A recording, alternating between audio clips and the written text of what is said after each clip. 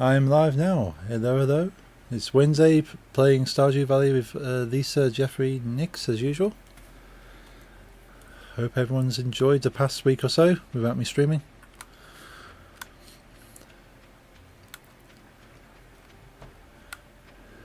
Yeah, I just have my my PNG streamer thing going on at the moment. Yeah, I'm watching you. I might get a better PNG, but I like that one. I like it too. Yeah. Also, I'm gonna upload a lot this. I'm gonna upload 2 bonus chapters too, on Tuesday and Wednesday. Ooh, okay. Very small ones, but Yeah. just to keep activity going. Yes. That's cool. Yeah, this keeps people interested and say, "Oh yeah, you're actively writing this. It's something to worth pay attention to." Yeah. Well, it's growing. Hmm. Readers is growing every day. Followers. Nice. That's good. By the way, I did change chapter 1 up a bit. Right. With better readability, in my opinion, and I changed some panels I wasn't satisfied enough with. Right. So maybe main problem with chapter 1 was too much text, I think. Yes, there's a lot of reading, and I personally struggle to read like small text. So yeah, your chapter 2, the text was perfect. Yeah, I'm gonna keep it like that. I changed a lot around with 1, but not everything.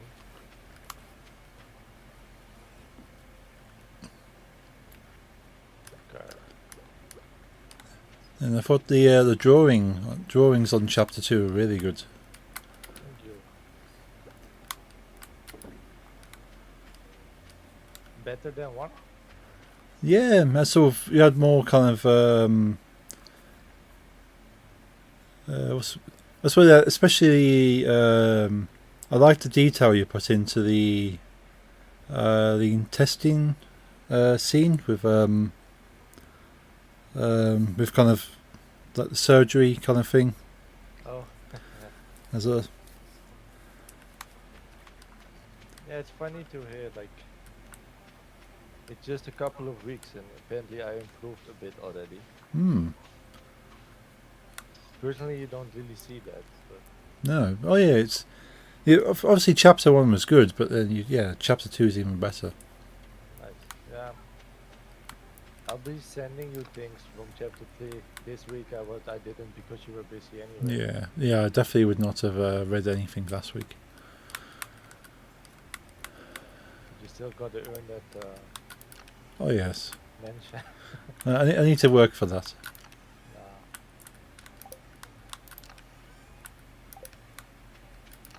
Yeah, I didn't even read any of my emails last week. Came back and had like something like 300 emails. Yeah. So I was like, I need to get through these quickly.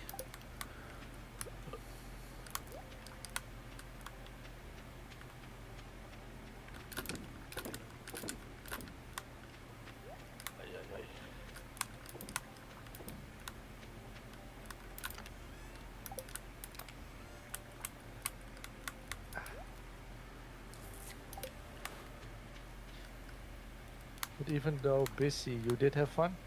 Oh yeah, there's lots of fun. Great experience. Went while we were down on the south coast, we went to this old castle. They got this place called St. Michael's Mount, which is it's a small island, a few meters away from the shore.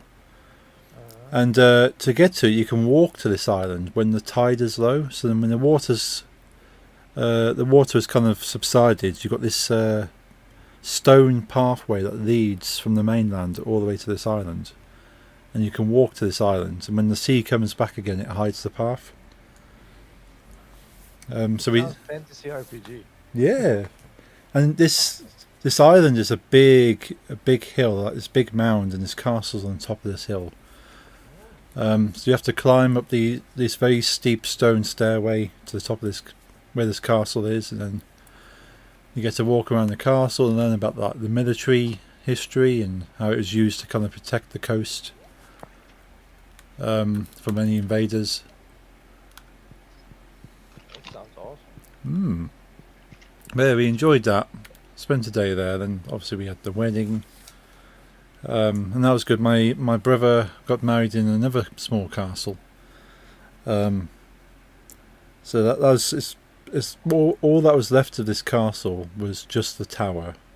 Like the rest of the courtyard and stuff, the buildings and the walls got demolished, and the stone was used for building houses nearby. But they kept the tower, so they got married in the tower. They slept in the tower. The top of the tower is like a bedroom, so they slept there before the wedding and after the wedding in this old 4-post bed, surrounded by suits of armor and swords. Nice. Yeah, it's very good. I really enjoyed it, but yeah, it's like a 4.5 hour drive from where we live down to there if we didn't stop. But we stopped halfway, had lunch, and sort of rested. Well, I definitely rested. Yeah, so I drove the whole family down and drove them back again. Did you have any stupid people at DJing again? No. Huh. No, there's no DJs down. No DJ for the wedding. No, I mean when you DJ for your friends. Oh, for friends. Normally you always have 1 or 2 people that are Yeah. Yeah, when I DJ for my friend on Friday, what I did, I left out a sheet of paper with a pen and just told people to write on there. And yeah, I played 1 or 2 of their songs. But I said, yeah, write it down, I'll play it. But there's only one person who kept asking for ABBA. And said, well, I want ABBA, and sort of every so often I say, hey, have we played ABBA yet? I want to hear ABBA. So eventually I played Dancing Queen, and that kept them happy. So it wasn't too bad. It's been a lot worse before. Yeah, I've heard the story about the angry mother or something. Yeah, oh yeah. Yeah, there's no angry people. That's good. Yeah.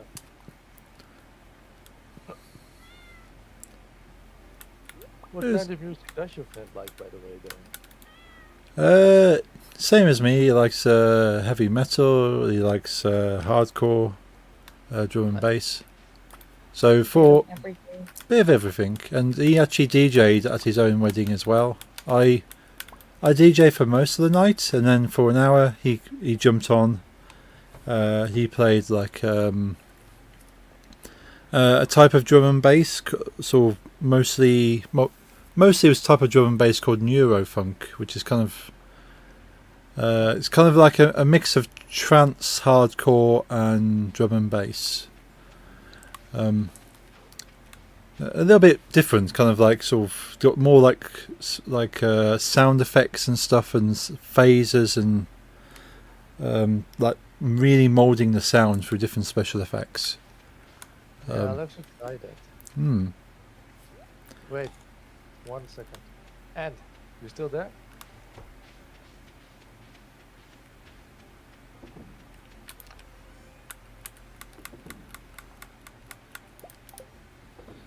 Because suddenly I see my friend End with a subscriber badge next to his name, Oh, and OBS doesn't recognize him as a subscriber. And I like to be like, did you just resubscribe? Because OBS didn't tell me, and I like to be thankful if you really did. And I don't know why you don't get your recognition you should by stupid OBS. I've had that problem. Yeah, I'm sorry, man. I'm sorry I couldn't see. I just noticed the logo, but I've had this problem one time before. Just stupid, you know. Subscribing is I think it's a streamer you should be grateful for, and Oh yeah, definitely. if OBS doesn't tell you it happens, then you can come over like some bitch.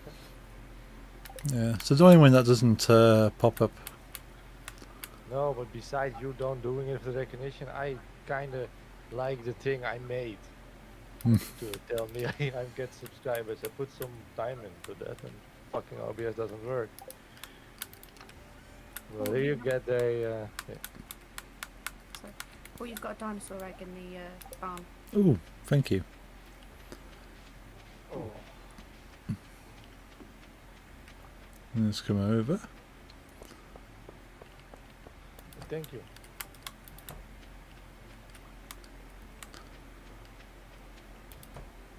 I've had it once with Lisa too, and then suddenly she got the her notification came like 2 hours later. It's stupid. Ooh, two There's dinosaur still eggs. hope for the notification.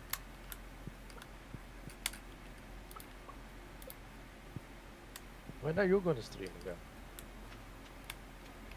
My friend and also streams. Ah, cool. That's how we met. So far, I've only seen him do Resident Evil. Which is nice. Nice. Which Resident Evils? Oh, that latest remake one. Ah, cool. I never played a Resident Evil game in my life, Oh, which kind of weird since I really like horror. yeah. It's kind of the kind of go-to horror game for the past decade or so, I suppose. Yeah, the thing is, and I am also a big fan of the one of my like top 3 games is Devil May Cry, Oh yeah, I love that game. and Devil May Cry is literally a spin-off of Resident Evil. Hmm. Well, not a spin-off in as in like it's in different universes.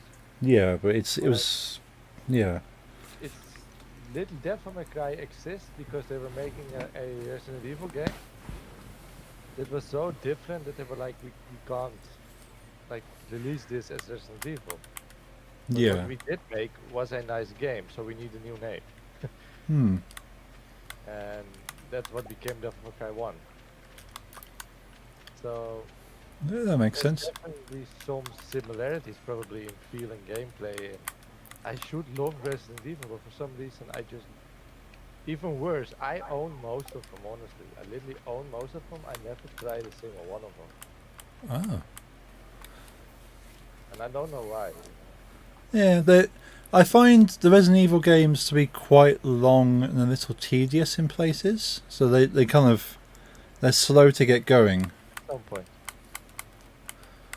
Yeah. But I think once you get going with them, quite enjoyable. Yeah, and in chat just asked me if I wanted to get Final Fantasy 16. Hmm. Final Fantasy 16 is the first one since 13.2 that I did not get from release on. Ah. But I like when I said the top 3 games with Devil May Cry is in the top 3, it's probably on number 2. Final Fantasy is number 1.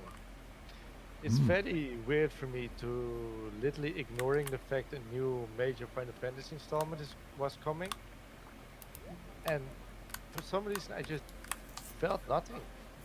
Oh. I knew it was coming. I didn't feel like watching the trailers. When I saw one, I was like, okay. And when it came out, I did not buy it. And not because I think the game's not good. For some reason, I just don't feel like it. Yeah, that's fair enough. I mean, I will play it at some point, but at this point, I just don't feel like investing into a new game. Yeah, I reckon that's probably more the case. Is that you have too many things to be excited about a game at the moment. Yeah. I don't know. It's a lot of things happening at the same time. Said the dog was still in the process of finding a house. The one we were looking for literally got sold to someone else today, so that's kind of a bummer. But Ah, sorry to hear you know, that. if people want to spend more money than we have, you know, what can you do?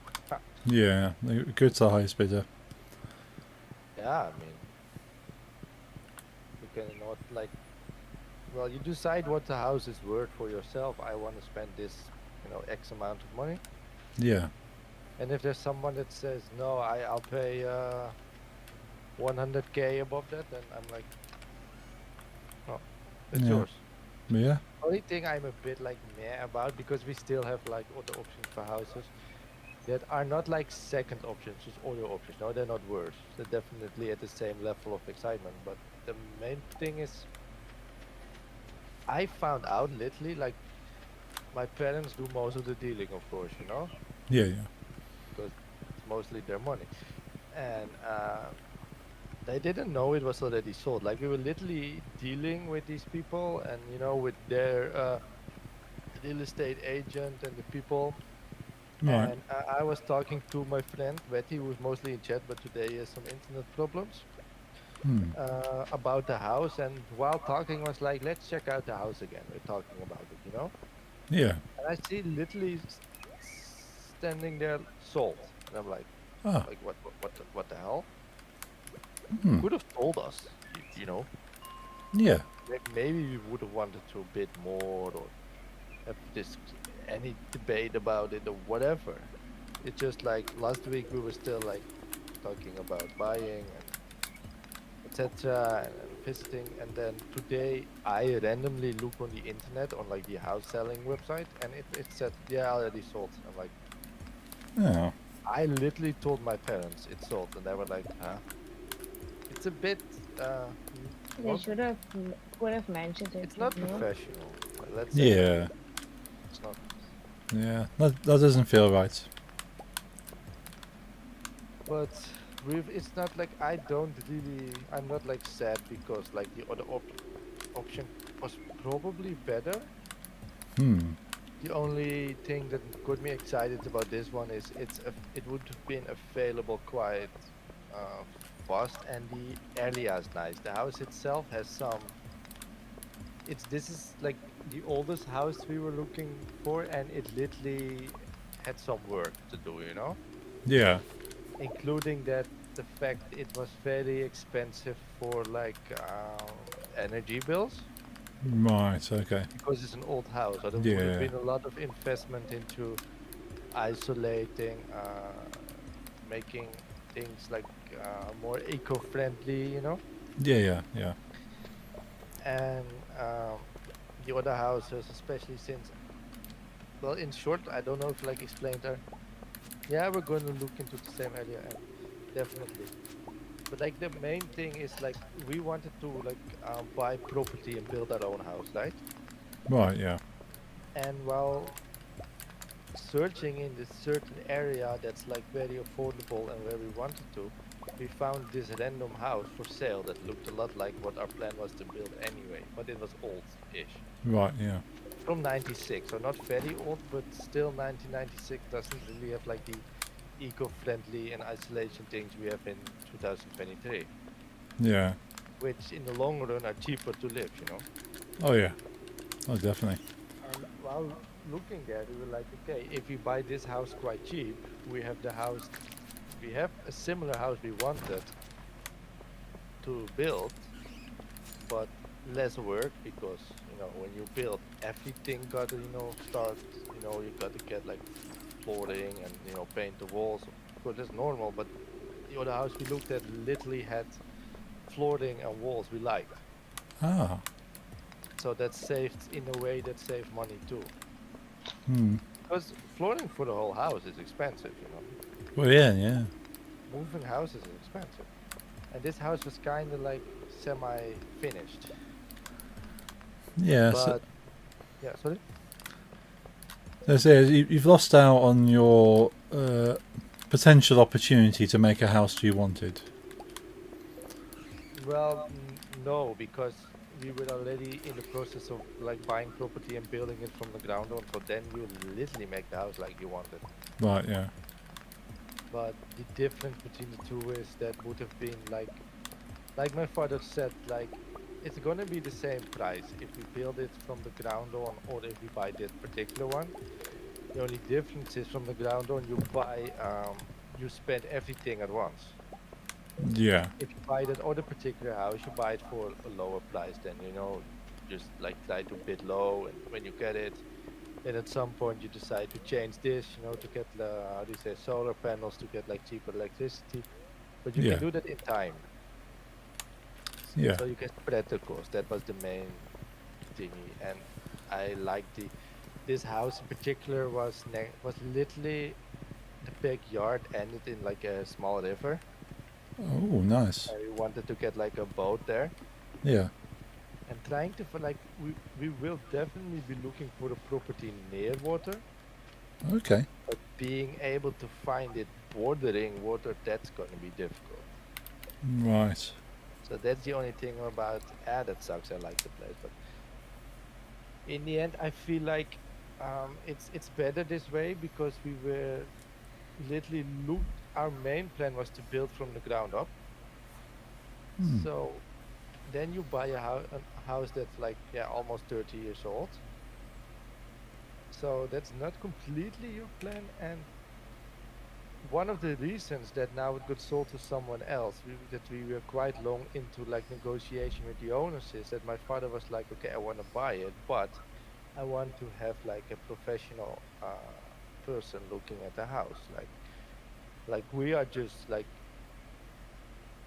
civilians, what do you say? Like we don't work in the housing business. So he wanted to have someone come over, like an expert. I don't know the English word, but in Yeah, so I'm expert at like building houses. like building technician. You understand? Like an architect. Yeah, Uh, kind of like that. Hmm. yeah, kinda, but Probably, but a bit different still. maybe not Hmm. different. I literally do not know the English word Hmm. for it, but like someone that inspects houses to Okay. check if, like, let's say, like that person says, like, okay, that particular roof that's on it now, that roof that's going to last for like 5 more years, and then you will have like a bill of like, let's say, 15K to Okay. replace the roof. Gotcha. Yeah. Then Yeah. my father would have been like, okay, I'll buy your house, but if I have to replace the roof in 1 or 2 years, I want to have like that 15K off. That's only Yeah. Yeah. natural. And on that point, the woman was very reluctant. Like he was bidding quite above her asking price, Right.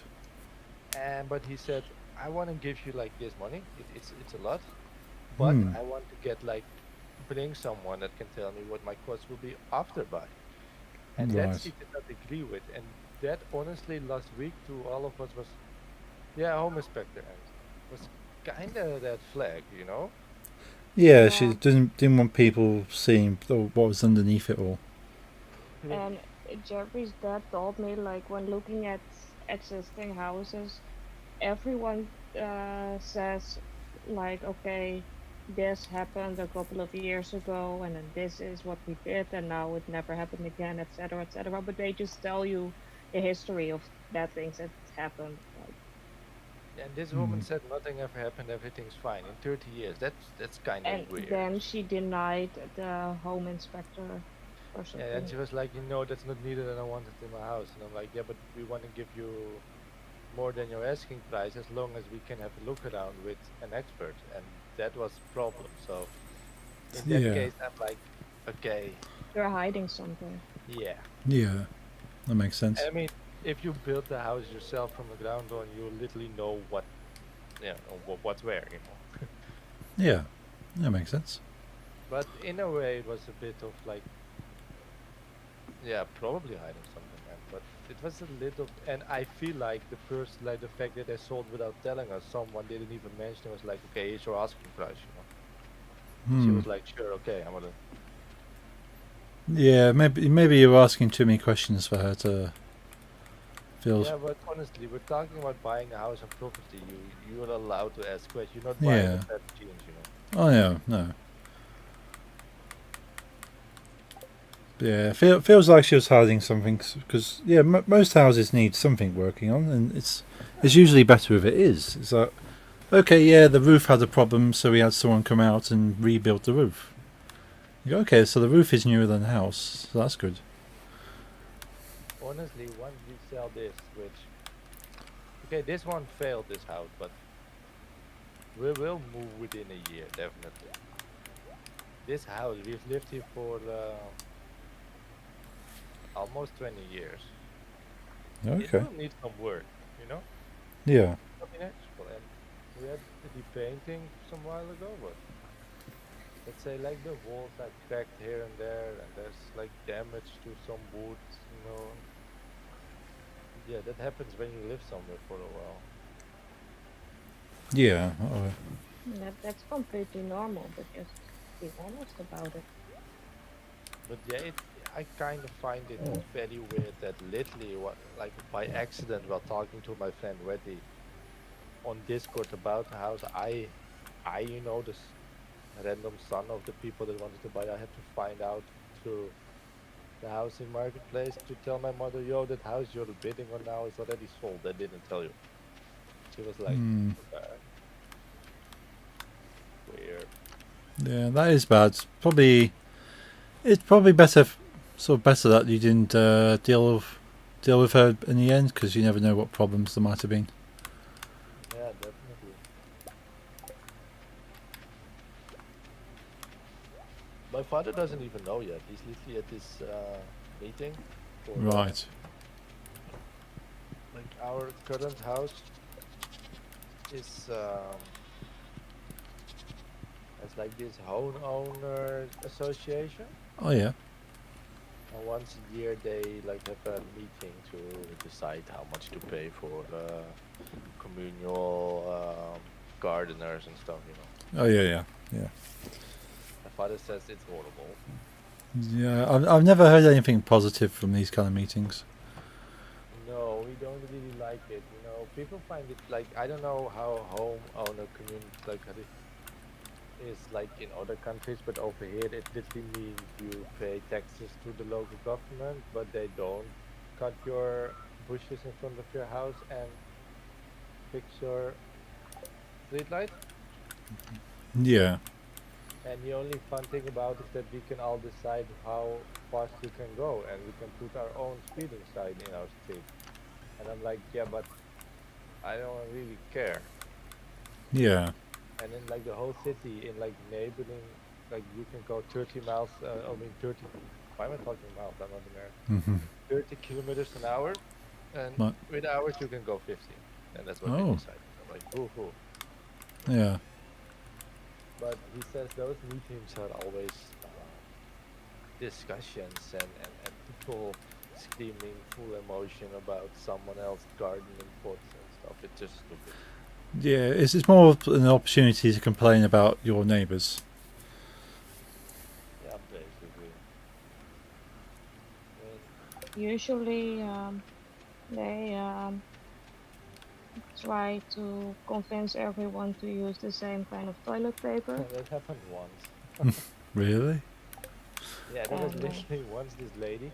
She was she's well, I haven't seen her, especially when we first moved here. Like I said 20, but like 16 years ago was literally when we moved here when I was 13.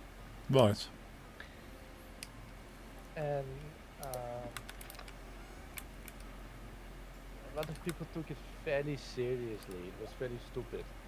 Ah. And but some people took it seriously for longer than others. And there is one lady that literally called for a meeting Okay. because she had this new thing, and she wanted everyone to use the exact same brand of toilet paper. Right. Not only same brand, but also like same type from that Okay. brand. Right. So because we also shared like sewage Okay. on our Yeah. houses, and it would be better for the sewage to see the same type of toilet paper at all times. Right. And then everyone left, and she got angry. Well, yeah. But that's the level of what these meetings are about, you know. And my father is there, and they take like hours. So Yeah. I'm not jealous anymore. No, that does sound a little bit ridiculous. It is like And like officially, because it's like our street, like it's like our street is like a dead end, and and we have this community like this homeowner association, Yeah. and officially, since like the street is owned by the homeowners, so it's not like say like city property. Oh, okay. Officially, Yeah. it's forbidden for non-owners to enter here. Oh. Okay, like a fully private estate, I suppose. Yeah, it's private, but shared by 30 houses. Yeah. But and of course, let's say you would visit me, you were able to like get in, but technically, let's say you would you had nothing to look for here, and you wanted to uh, walk your dog you don't have, or Nix's dog, which you do have. Yeah. In like our street, we literally have the right to tell you like, I'm sorry, but you cannot walk your dog here. It's private property, etc. Yeah. But at the start, especially with people that took it so seriously, that at the end of the street, like you said, it's like a dead end here, so we only have one entry, Mm-hmm. which happens to be at my house. We're the first house on the street. Right. Somewhere at the end of the street, like bought a new kitchen Okay. in the first year. And then we had this one particular neighbor that took it very seriously, forbidden to enter unless you live here. That Mm-hmm. he blocked the big, how do you say, truck Oh, yeah. that was delivering the kitchen. Ah. And it was 8 a.m. So I had to go to school. Right. My father had to go to work. And this is one road, you know. Yeah. So no one could get in and out because Ah. this one neighbor stood still in the street to block a big truck. Ah. Because officially we didn't allow, like the truck didn't live there, and he didn't want trucks in his property, which was around 30 people, and he Hmm. forced truck owners to drag the whole kitchen, which Ah. to the end of the street and install it there, and it took like 1 hour, and I was late for school because I was driving with my father, and my father was late for work, and my other neighbor behind us was late for work. And with constantly these kind of fights, you know, because the homeowner association, it's horrible. Yeah. Yeah. If it seems to be people feel they have a bigger sense of authority than they actually do. Yeah, that's where people that fight, that like try to call meetings because they were angry. Because technically, let's say your own house is yours, your backyard is yours, but like everything on the front that's seeable is shared, quote unquote. So let's say I wanted to paint the front of my house bubblegum pink. That's literally not allowed according to the homeowners association. Yeah. Yeah. Which, in my opinion, is kind of makes sense because you want to keep the value of your house, and if your neighbors paint the house like in a ridiculous way, then you know I understand that rule. But then people started to take it extremely seriously, and they got literally into fights with people because they didn't ask permission to have a certain type, like pot with just 3 flowers in it next to their front door. It was just stupid. Yeah. Because a small pot that has like 1 flower, no, and then it was like, yeah, you didn't ask for permission to put a pot into your front yard. Hmm. Constant fights about parking space.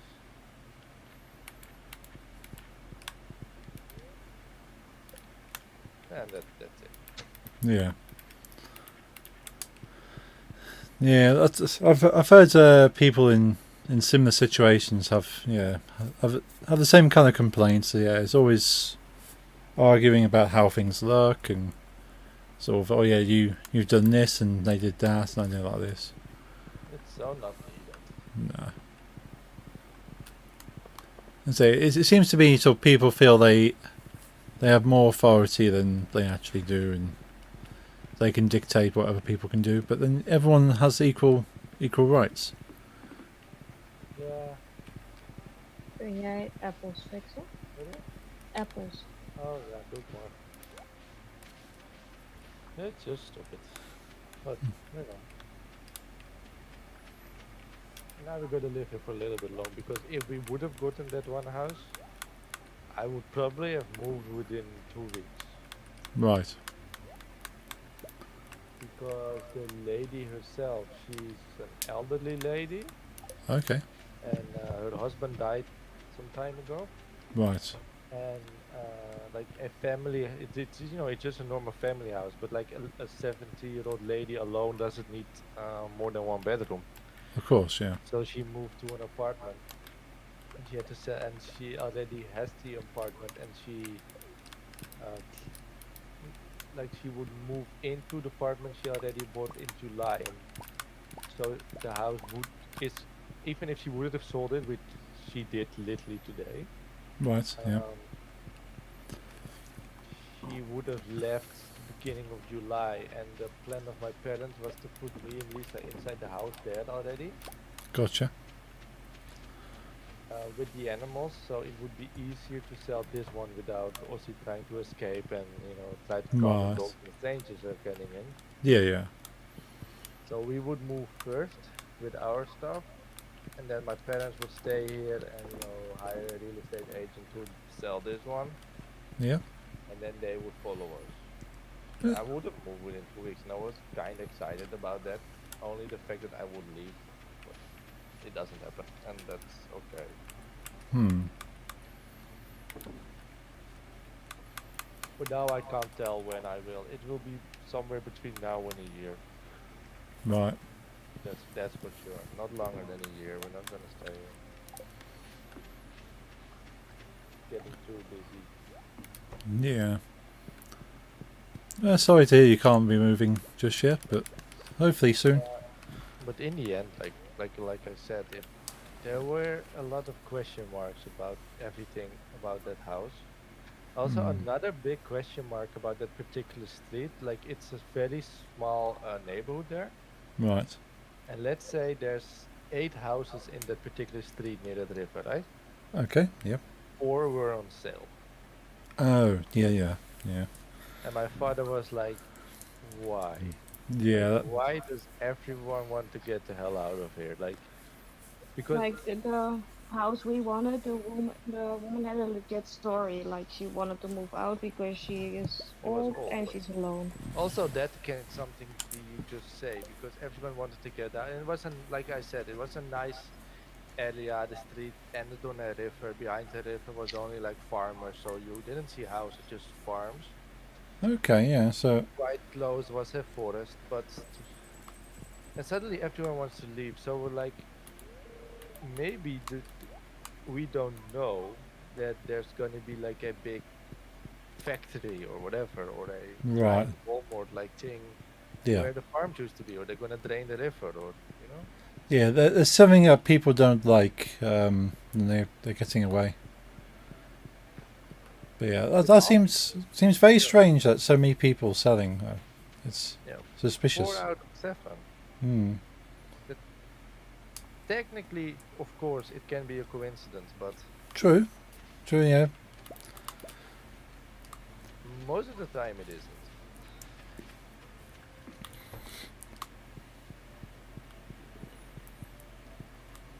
But yeah, You sometimes find out these things that are very disappointing, but in the end work out for the best for you. So hopefully yeah. that's the Then case. now I just have the question. Like I already packed like nah, not much, but I packed things like my finals and my CDs and my DVDs, things I don't use daily. Yeah. Of course, I love my finals, but I can put on a playlist on my computer if I want music. Oh So yeah. I decided to pack those already, and now I'm like, okay, there's a small chance we might live here for about a year, and it's not about wanting to have my finals back alone, but also do I want to have moving boxes in my house in my room for a year? So will I unpack? Will I? Let's do it. I have time to think about that. Yeah. It kind of puts you in a state of chaos for a little bit. Probably, well,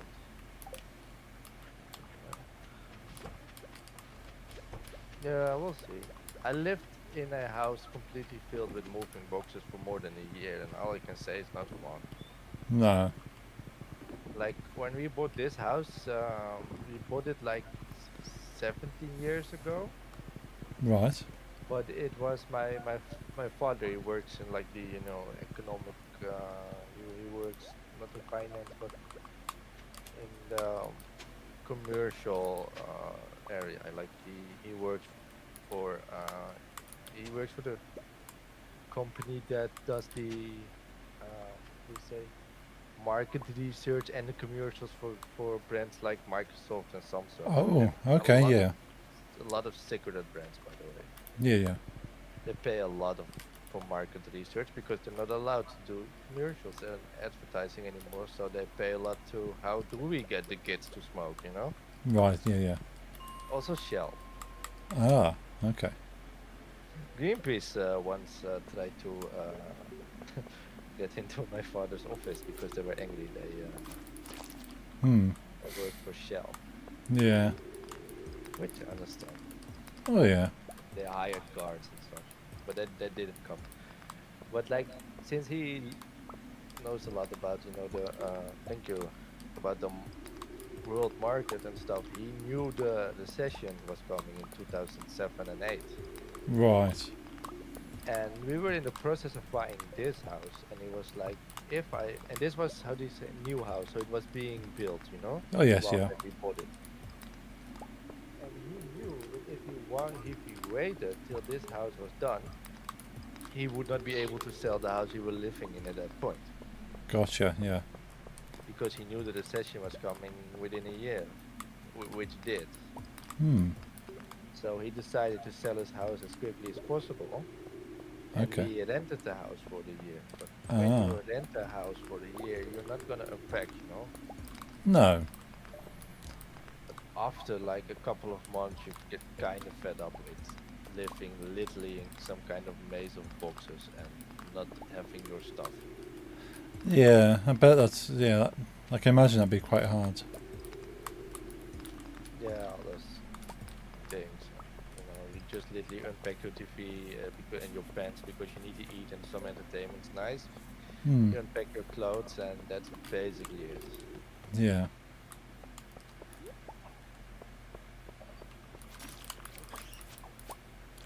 Well, hopefully it's sort of, I say, you're not going to be too long in boxes until you can get your vinyls back out and sort of enjoy your new space. But yeah, I'll be around when you visit 26th of July then, probably, so I can meet up with you in Amsterdam for the day. I think. Even now, I've got it. For now, it's a yes. But even now, it's literally possible to find a new place tomorrow. It's not, probably not, but technically it's possible. Because the house that didn't happen, we also found an accident, while looking for property, not for a house. Hmm. My friend Andy is from America, but he's coming. He's like a expat or something, I think. He's like Oh, in yeah. a different country every week, Oh, nice. and he makes a small stop in Amsterdam for one day. But since I literally thought I was still gonna move, Hmm. um, he will be. I thought I couldn't meet because so I would love to meet, but I cannot meet someone if I'm literally in the process of building something. Yeah, yeah. But now that's got, yeah, Well, see, that's a one good thing already yeah. from this happening.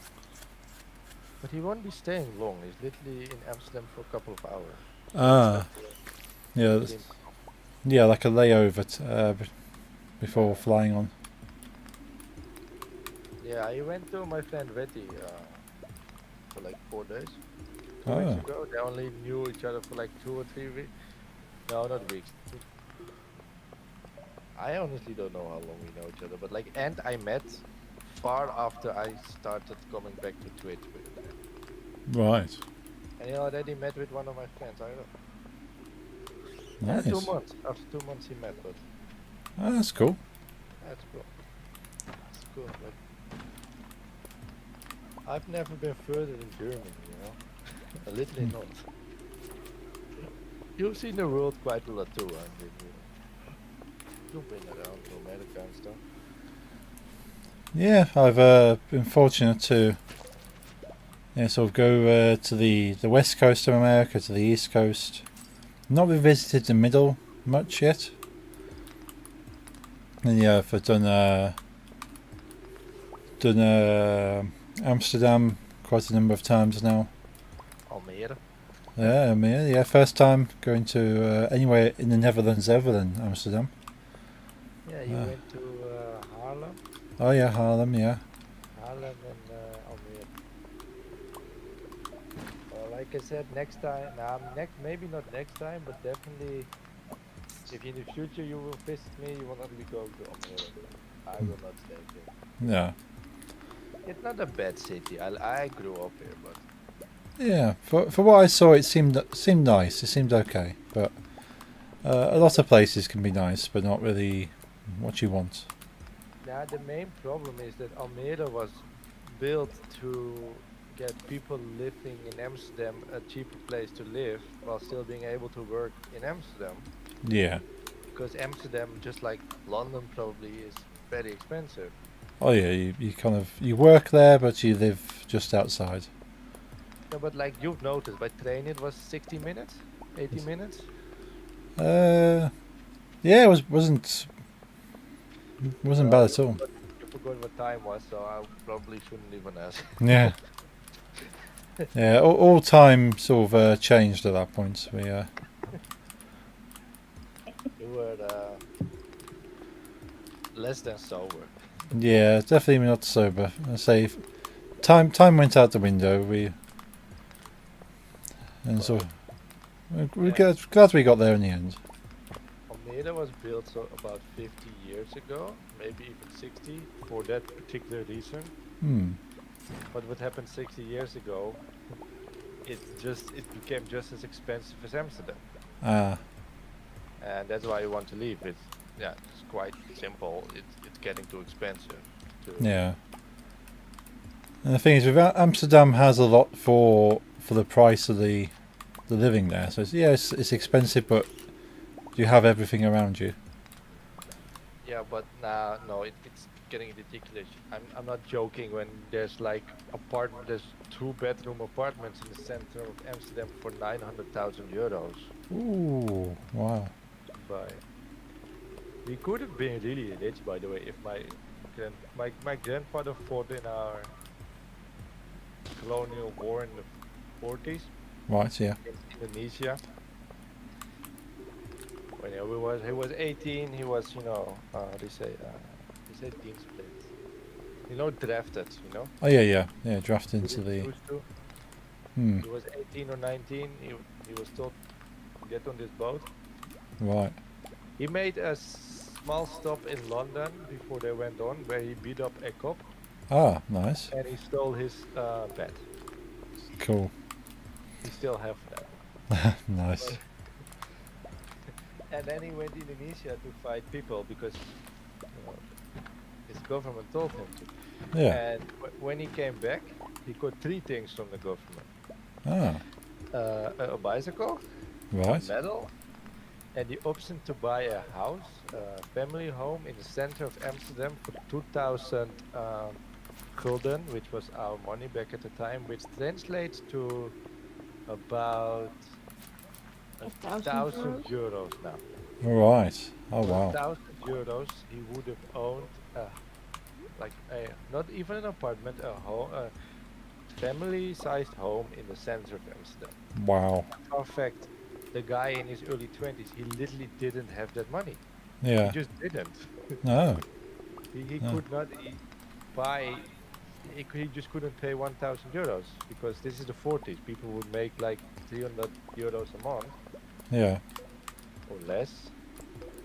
He didn't have it, so he didn't. Just imagine what you could sell a family home in the center of Amsterdam for now. Oh yeah. Probably would get 2.5 million. Yeah. But he wanted to. He didn't own the money. Yeah. That's a shame. So yeah. Those are all those what ifs. I mean, the quote of course would have put all our savings into Bitcoin, we would have been rich too now because they were $100 a piece at some point. Yeah. And I decided not to. Hmm. Also, the fact I was 15 when they came out. Yeah.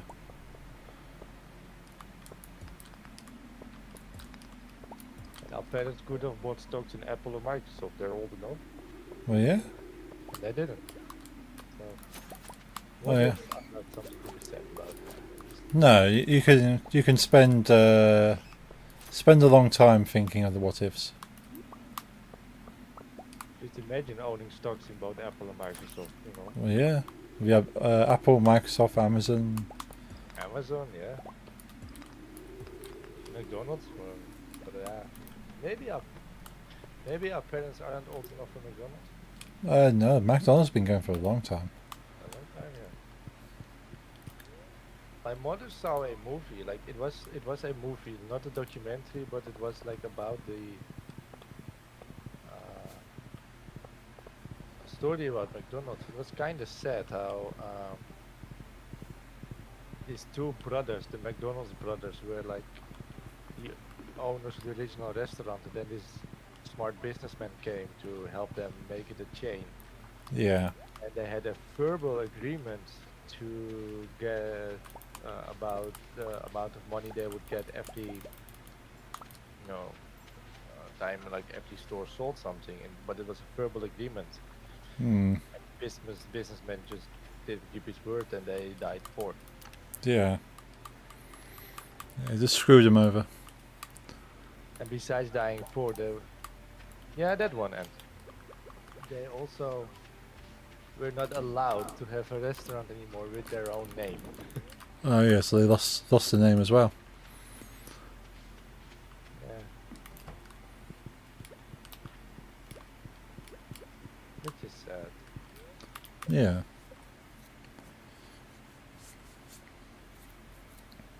Oh well. Hmm. Nice. Level 8 mining. Nice. I went to a McDonald's a couple of days ago since like years. I wasn't there. I haven't been in a McDonald's since COVID wasn't even a thing. Right. I went with my mother. And it still tasted the same. No, we went once to McDonald's. Oh, yeah, we went once in another town. Hmm. We went to this arcade and I've told you about it. When you have more time in the Netherlands and you're going with Nix and you want to see more, Yeah. it's called the Game Museum. Okay. And it has museum in the name, but it's literally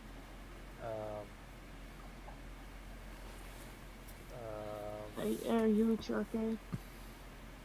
yeah, they try to have everything game related there, so they have every console and I don't want to exaggerate with thousands, but at least 600 arcade machines. Hmm. And you can use them all. It's literally allowed to. You can use everything. There's like they have these two areas. Okay. The arcade area with all the Japanese arcade machines and American arcade machines. Cool. And they have the history of gaming area, and they have all these small living rooms with consoles in them with like games on them. Nice. So you have these 70s arcade. What? Doesn't work. This 70s living room. Thank you. Thank you. This 70s living room with all these lava lamps and 70s style decoration with a very old TV with a Pong on it, you know? Oh yeah, yeah. And you can just sit on the couch there in the 70s room and play Pong. Nice. Up until the newest games and arcade machines. It's very nice. And it's all free, so Nice. normally in an arcade you pay for every game you play, but here it's just you pay an entry ticket to the museum. I feel like you wanted to give that. But Oh yeah, there you go. You can have this. thank you. You just pay for the museum and you can play all you want. Nice. Yeah, definitely have to check that out. Hey Paula, how's it going? I'm fantastic. A little bit tired. And no problem. Do your thing. Thanks for being here. And thanks for the sub, even though you didn't get your thingy.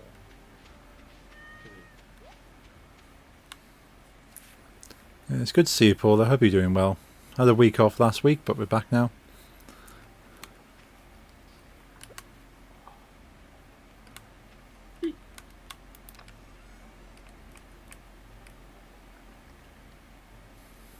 You're good. Yeah, I'm good. A little tired, but I'm resting up nicely at the moment. Hence why there's no camera today.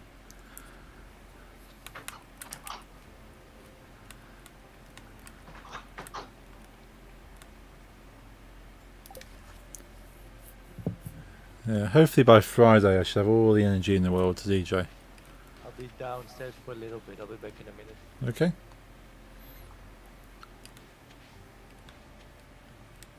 Yeah. Let's go and speak to my goats.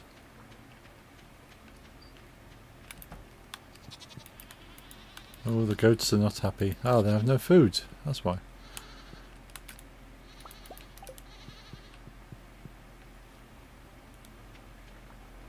Have you not Thank you. upgraded your barn? Sorry? Yeah, I just wanted to say that. Have you not upgraded your barn? Probably not. Let's go to Robin, see what If you upgrade it fully, yeah. it auto feeds them. Okay, because they normally have food in there when they walk in. How much food do we have in our silos? Oh, that's a nice question. Your barn is still Ah, level 1. okay, that's good. And you should upgrade now and then after 3 days again. Cool. 2 days. Okay. Gives me something to focus on.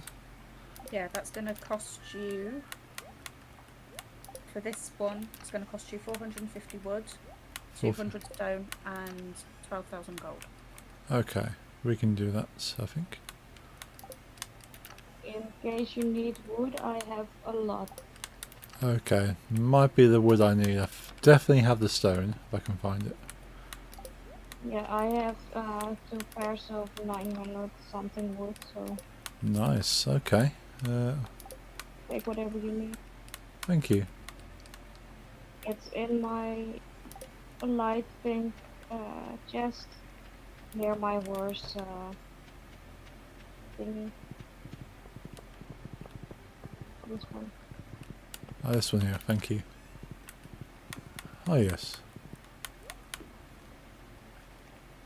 I'll borrow all the wood for the moment, and I'll bring back what I don't use.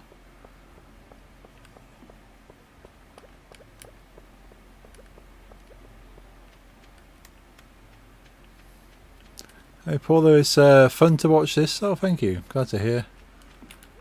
Yeah, we'd like to just sort of take it easy and chill, and hopefully you find this relaxing.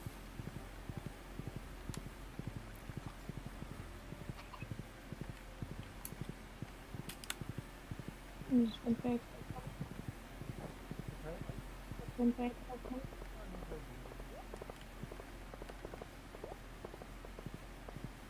Let's go off to Robin, get my barn upgraded. I'm back. Welcome back.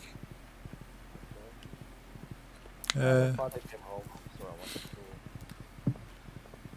to... No, say hi. Oh, of course. Homeowners meeting was boring. Yeah, as expected. My mother told him from the house. He was like, yeah, he had a bad feeling anyway. Like I told you about, there's something hidden, you know? Yeah. Some hidden problem, so he didn't really care. My mother was quite sold on it, especially because of the area. Hmm. So she's a bit, not sad, but just like disappointed. But my father kind of oblivious, so indifferent, so that's okay.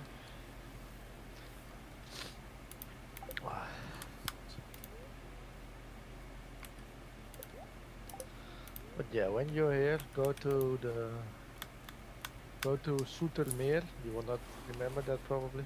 Probably not. Let me write it down. Okay. How do you spell it? I will send it because it's in. Okay.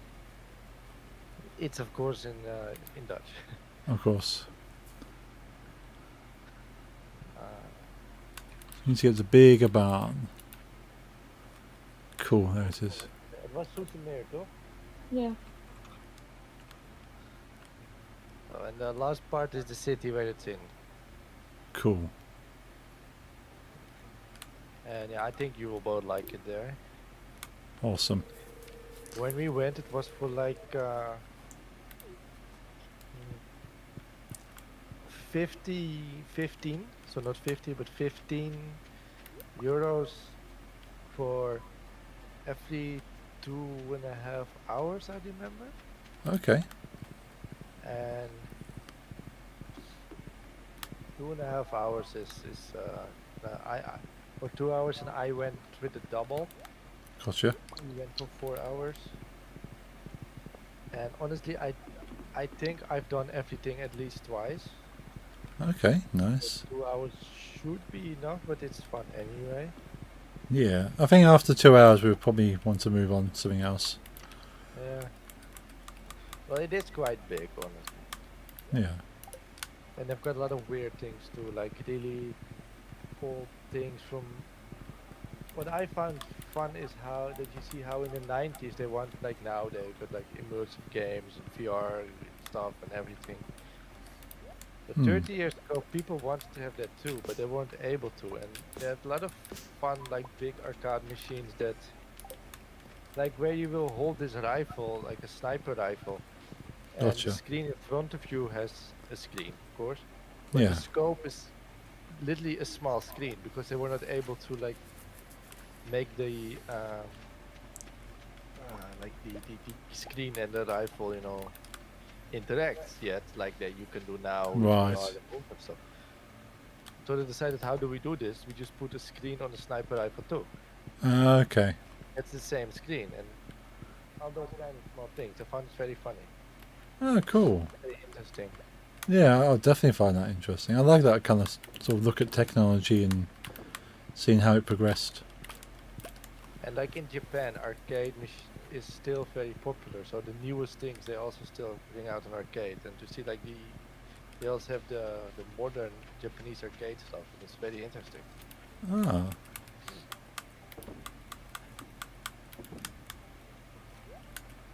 Also, I would advise against going during like on Wednesdays or Saturdays, Right.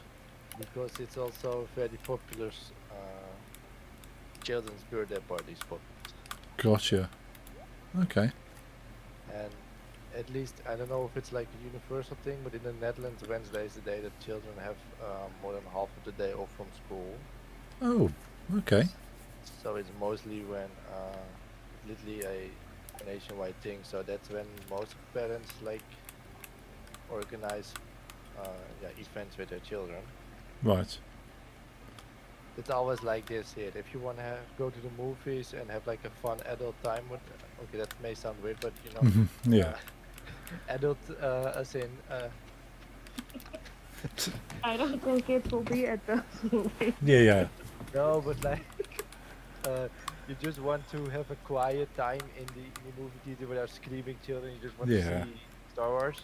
Yeah. Do not go on Wednesday afternoon in the Netherlands. Gotcha. Never do that. That makes sense, yes. It's not like that in the UK. No. We give children no time off. So every day is full day. Every day, full day. Obviously, Saturday, Sunday, no Yeah. no school, but yeah. The occasional teacher's training day.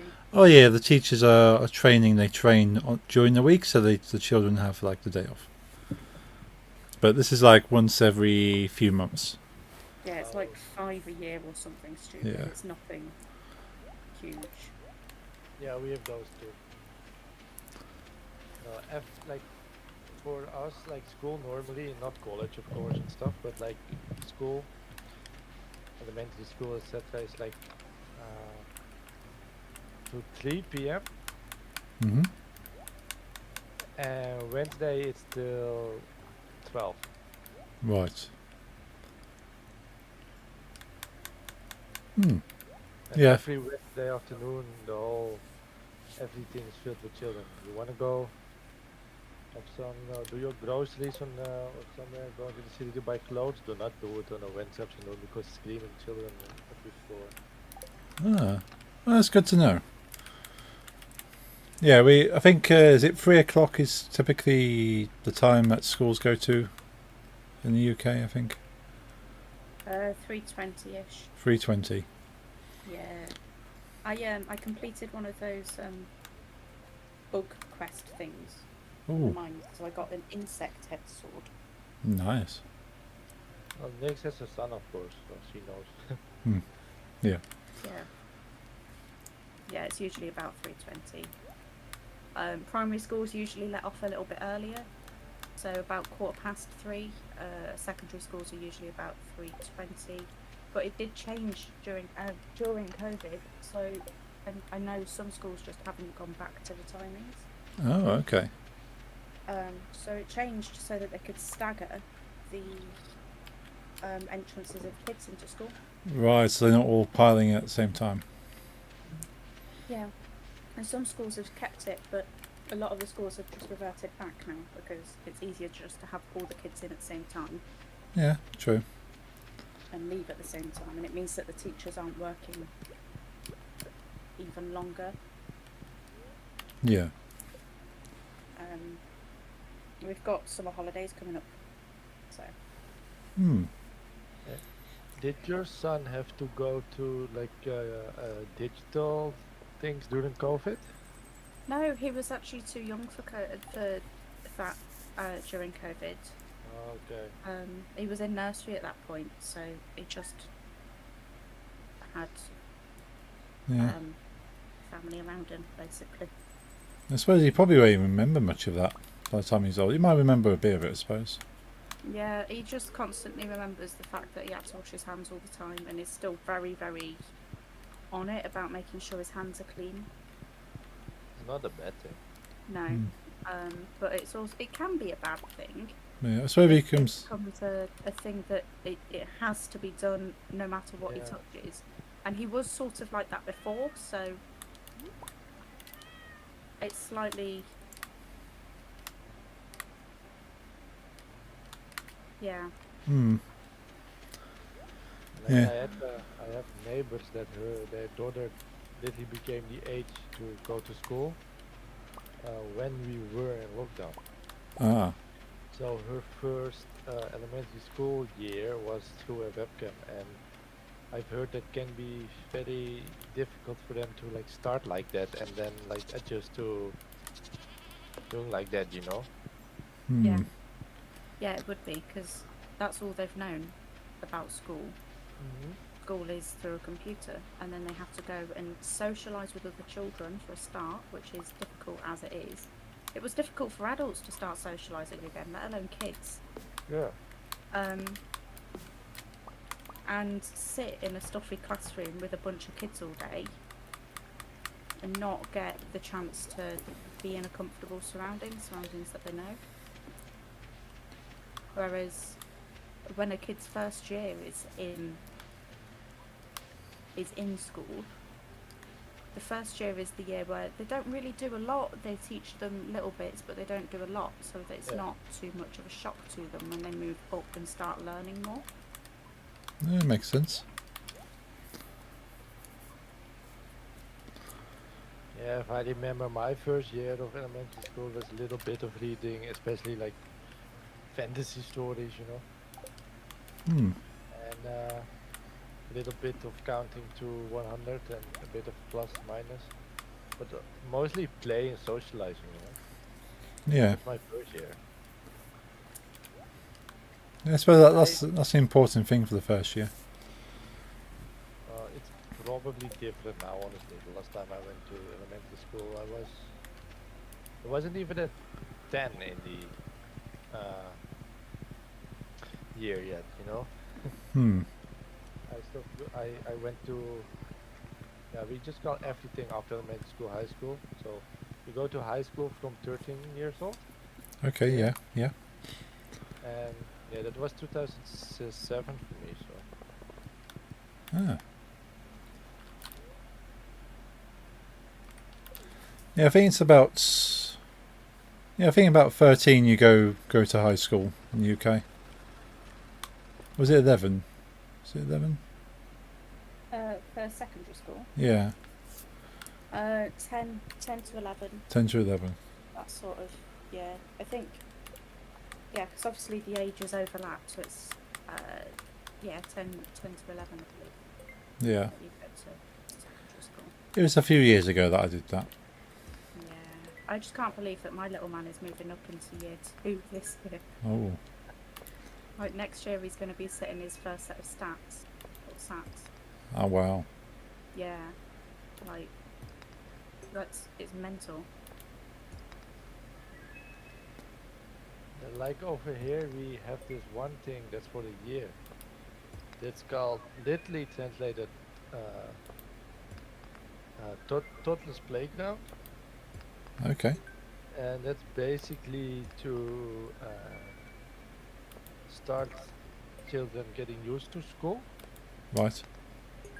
That's for 1 year. That's from 3 to 4, but it's not mandatory. You can choose to not send your child to that, but most people I know do that Yeah. that's because it's just good nursery, for so- socializing. Is that? And So we have the play school. yeah, Yeah. Or like nursery. For some kids, it's still nursery. Hmm. But the nurseries have separate rooms. So as the kids get older, they go up into bigger rooms Hmm. and learn different things. like then we have kindergarten from 4 to 6, and then it's elementary school from 6 to 12. Then it's high school from, that depends because we are very how do you say, level based. Right. Yeah. So our high school is based into 2, 3, 4, 6 levels. Right. And how do you say, with lack of better words, and it doesn't sound nice, but with lack of better words, from smartest to less smart. Okay. Yeah. So based on how good you are on your educational level, I suppose.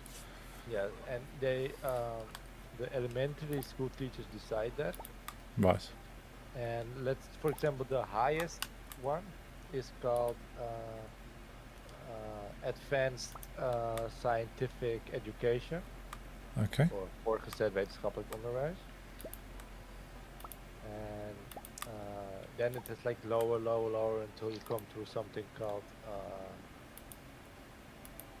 I don't know the name in English one, but just like those, it's less difficult and more based on like physical work and stuff. Gotcha. Yeah. Yeah. And I don't like about the level stuff. I mean, I think everything's important. Someone got to work, got to learn to be a mechanic because those people are just as important. And Yeah. someone else got to be a doctor. So I don't see it as different levels, but more as like different grades. Yeah. That All makes sense. equally important to keep society running. Yeah. And but like the highest version, the scientific high school, basically, Hmm. that's 6 years, so until you're 18, and then you can immediately go get like a master's degree at university. Okay. Yeah. One lower, you have to first get a bachelor's, but that one is 5 years. Right. And basically every level, most like the highest level is 6 years, then it's 5 years, then it's 4 years, and the two below that are 4 years too. But they're all different. What kind of like higher education you can do be after that. So the lowest one will immediately go into a certain trade school to become a yeah, whatever it has to be with the hands, you know, Yeah. gardeners or a very popular one around me was because there was a trade school that did that was everyone I knew that was like in the lowest form of high school went to go to the school that trains you to become a guard, Okay. like a bodyguard to the people that are in front of, you know, doors and stuff, you know. Yeah, yeah. Ah, that's And that interesting. was popular because if you get that education, you later on can get like a degree to go into military or police and stuff. Gotcha. Yeah. Oh, wow, that's a big bear. So that's our system. Yeah. And I've almost seen them all. I Hmm. I was like I was a smart kid in elementary school. Right. They put me in the highest level, like in the highest school,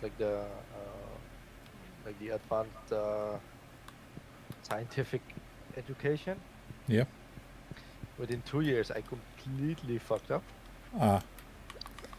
and they like held me back a class and put me down one lower. Right. Yeah. Then within a year, I got myself kicked out of high school. I've told you that part. Hmm. Then I had to do like the lower form a bit. I wasn't at the lowest, but I had to do like the more state school kind. Gotcha. Yeah. With that diploma, I decided to go back to high school Right. to get the higher education again. So I kind of made like my high school career was like a U, Right. Yeah. Yeah. and then back to and then to university and Yeah. Well, it's good. like It's good you're able to yeah, you find your motivation and kind of build yourself back up again. well, yeah. At some point, you just get older, Yeah. and you're like, yeah.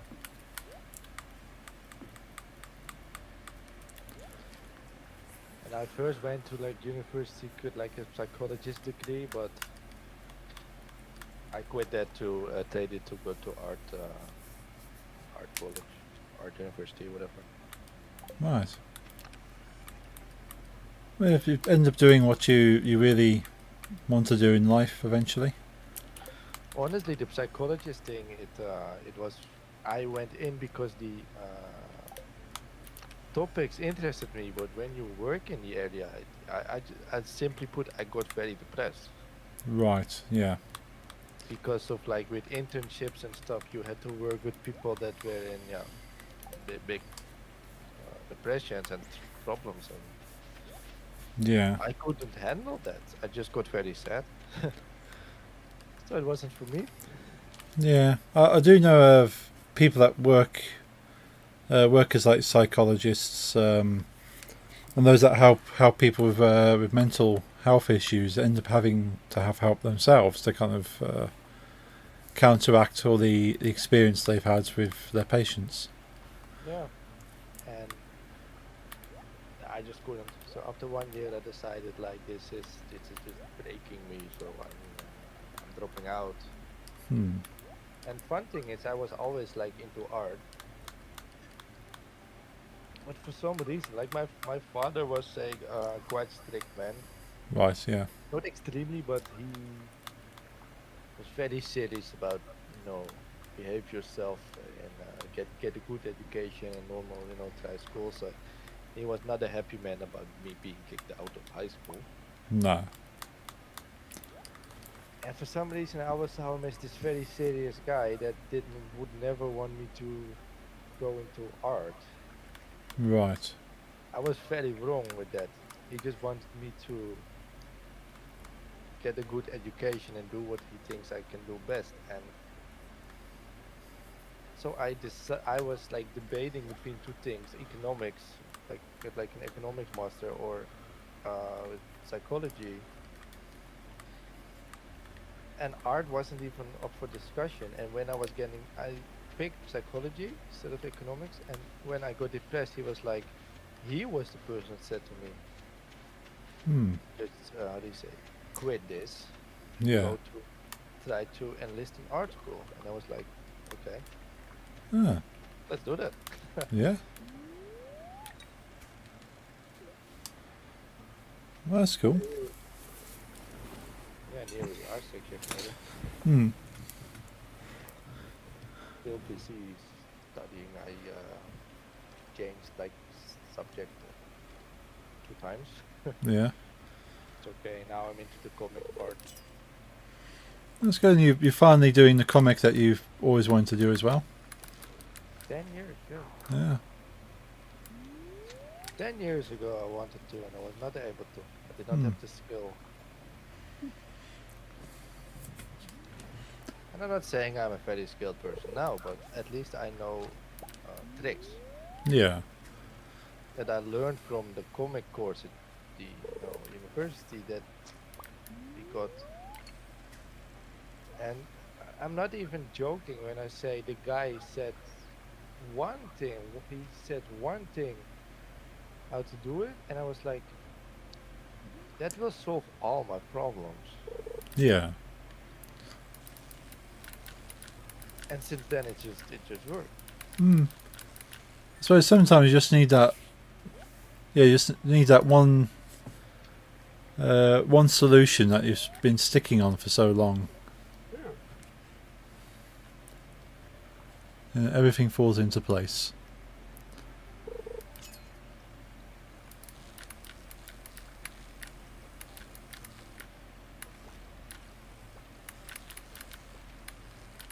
Yeah, it was very funny. Yeah, it's literally this guy. He he pushed me. He doesn't even know it himself, but he pushed me into going back. He didn't. I didn't tell him anything about. 10 years ago I started a comic. It didn't work out. I made Yeah. it into a normal novel, but if you like to draw, writing a novel is just not. It's more boring. Yeah. You want to be artistic with your story expressions. Yeah, I knew you said artistic, but I heard autistic. Yeah. It has a crossover. It definitely has. Yeah. It's quite a lot of people have some form of autism in my class, Hmm. which is okay. It's funny. This one dude, in my class this year, he's a very good drawer and stuff, but he's uh, very autistic. Hmm. And I just say that he was a nice guy, but it's something he said himself that his whole life. He's the type of person, he said, that some people they live with autism, and he says my life um, surrounds if It's about it. evolves around my autism. He says it's for me it's very dominant into everything I do. Yeah. It is a part of How it I all. treat other people. He said it's and in the middle of the year he literally decides, uh, you know what? Fuck art. I'm going to be a train conductor. Oh. Okay. And a lot of teachers, because he was quite talented, honestly. And but like, but why? Hmm. And he literally said something about he has difficulty changing paths, and trains never do that. Yeah, I think that's. It seems to be a thing that a lot of people latch onto. That the train has a set motion to it. It's not random. You can predict it. Yeah. But I Hmm. still sometimes talk to him. Sometimes. Yeah, Nice. He's a nice dude. that's cool.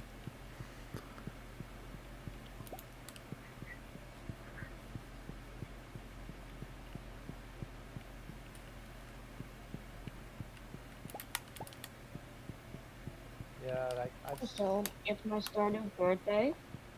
and Leah gives me an onion spring onion. Spring onion, nice.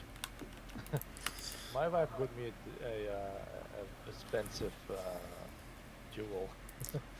She gives Ooh. me something that isn't worth anything and that I also can't use. The thought that counts, I suppose. And now she gives me another one. Honestly, the thought that counts. Hmm. If on the 5th of December, Lisa gives me an onion, I'm like, yo, Oh, you're gonna get an onion now, and thank you for the feather. we don't do that. No, no, no. If Nix would get you an onion on whenever your birthday is, I forgot, Yeah, end of July. end of July, Yeah. wouldn't you be like at least a bit surprised? Yeah, I'd be surprised by the onion, but I would love it all the same. Nice. If I would get something like an onion, something that like can spoil, Thank you. Hmm. I would probably put it in like something that's to preserve it. Hmm. The rest of my life can show. For my 29th birthday, I got an onion. Yeah. Yeah. Imagine just being excited about your birthday and then someone gives you a spring onion.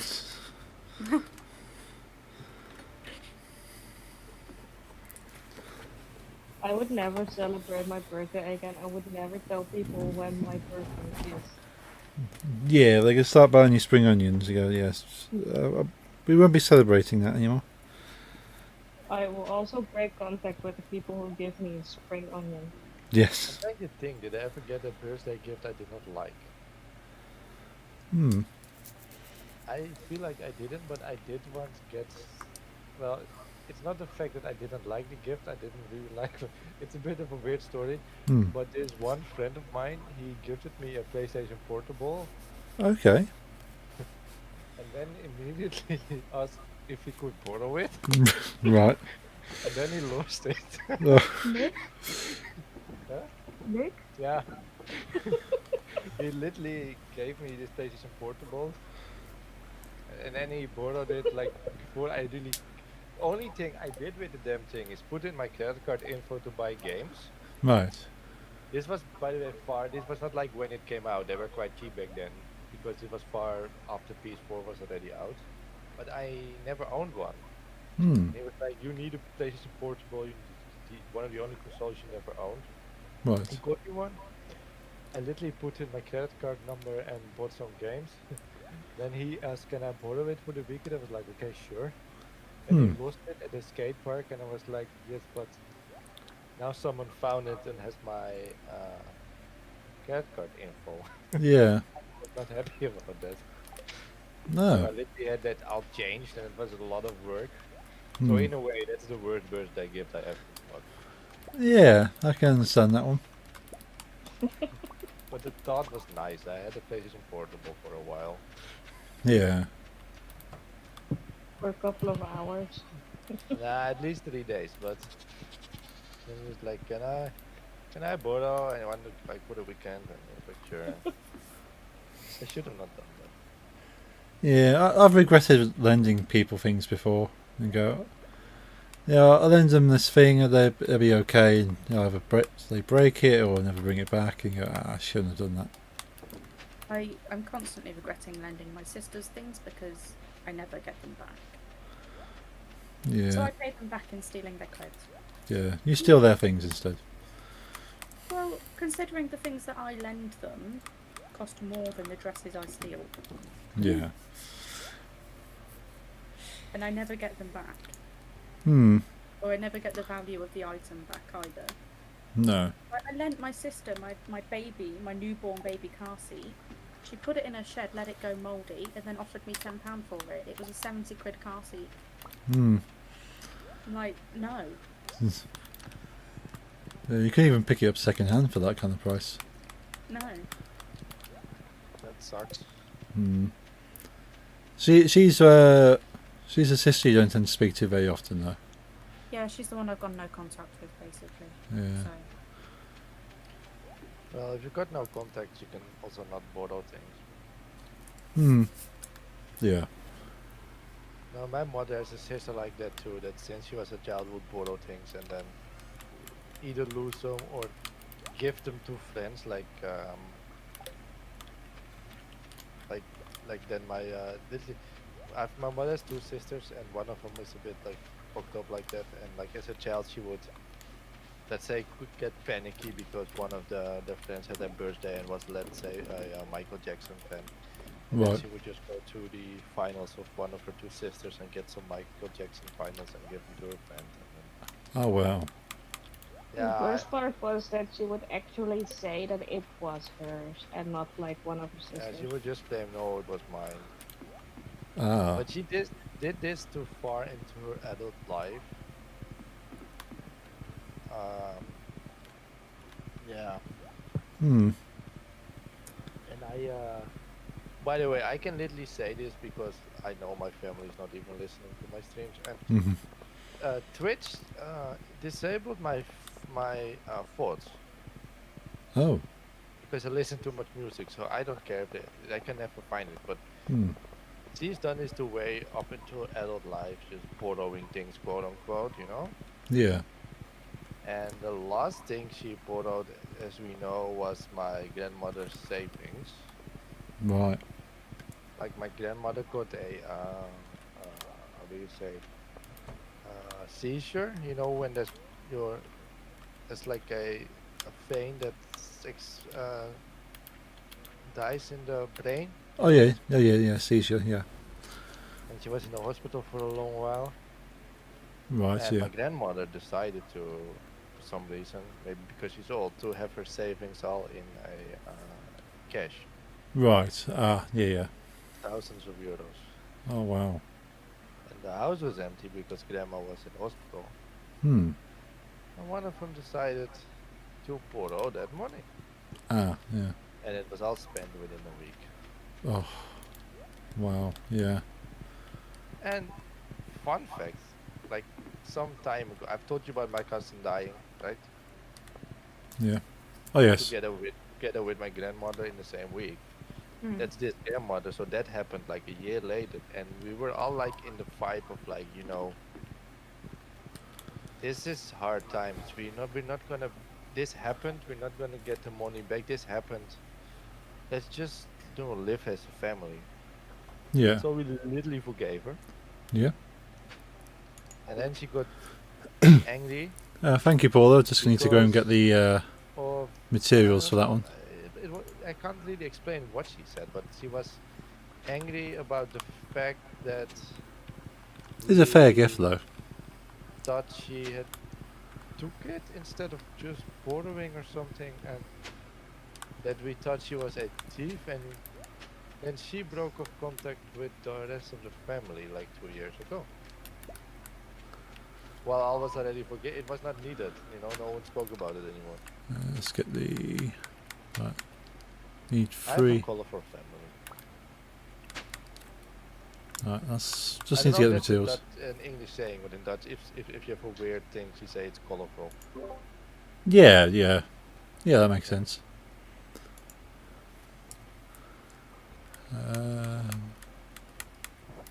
But yeah, she would borrow things.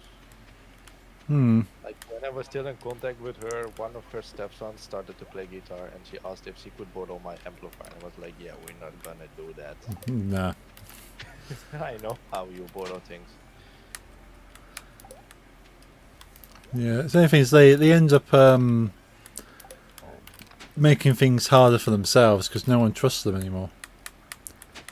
Wasn't So, a thing also with that he wanted to borrow your amp and then because he was playing guitar, but the thing was he played bass Yeah, and made it even but also more. all not very intelligent people. yeah. That part of the family, they're all stupid. They'd be like, "Yeah, look, He was very proud of playing guitar, and it was bass." And I mean, at least know what you're doing. Yeah. It's literally a different instrument. 550. Cool. That's I'm kind everything. of surprised like how you can actually when you have some interest in playing an instrument, you at least need to know what you're doing. If you can't tell the difference between a bass and a guitar, then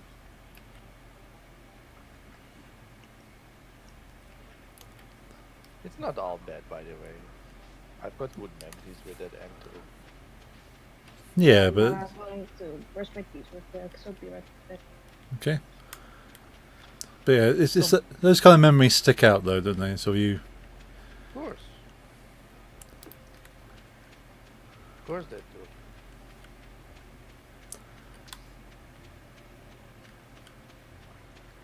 yeah, I tend to try to only lend things out if I'm happy not to get them back. Like if I lend someone money or I lend someone an item to borrow, like, okay, would I be happy for them not to give it back? And go, okay, yeah, I could live without it. It wouldn't be great. I'd like it back. I'd like to see it again, but it's not the end of the world if I don't. I don't borrow things to lend things to other people anymore. No. Well, it depends. Like my parents, you know. Hmm. Yeah, people you can trust and stuff. Like some time ago, my mother had no time to do groceries, and we having like visitors, so I did the groceries and bought like beer and stuff for the visitors. Okay. I don't mind paying. Then, you know, I know it will come back at some point. Yeah. But I won't pay other people easily. No. Not anymore.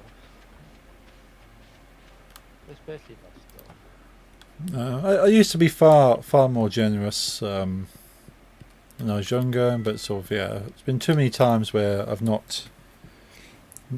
It's not been for my.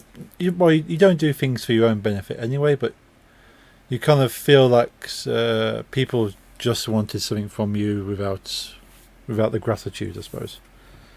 Yeah. Like if someone genuinely needed something, can go, okay, I want to help you, I'll help you out. But then, yeah, if they don't feel like they were happy that you helped them, they go, well, yeah, I'm not going to help you anymore. Yeah. Well, in other things, Larry's gonna drive to Turkey. Oh, That's like a 40-hour drive. yeah.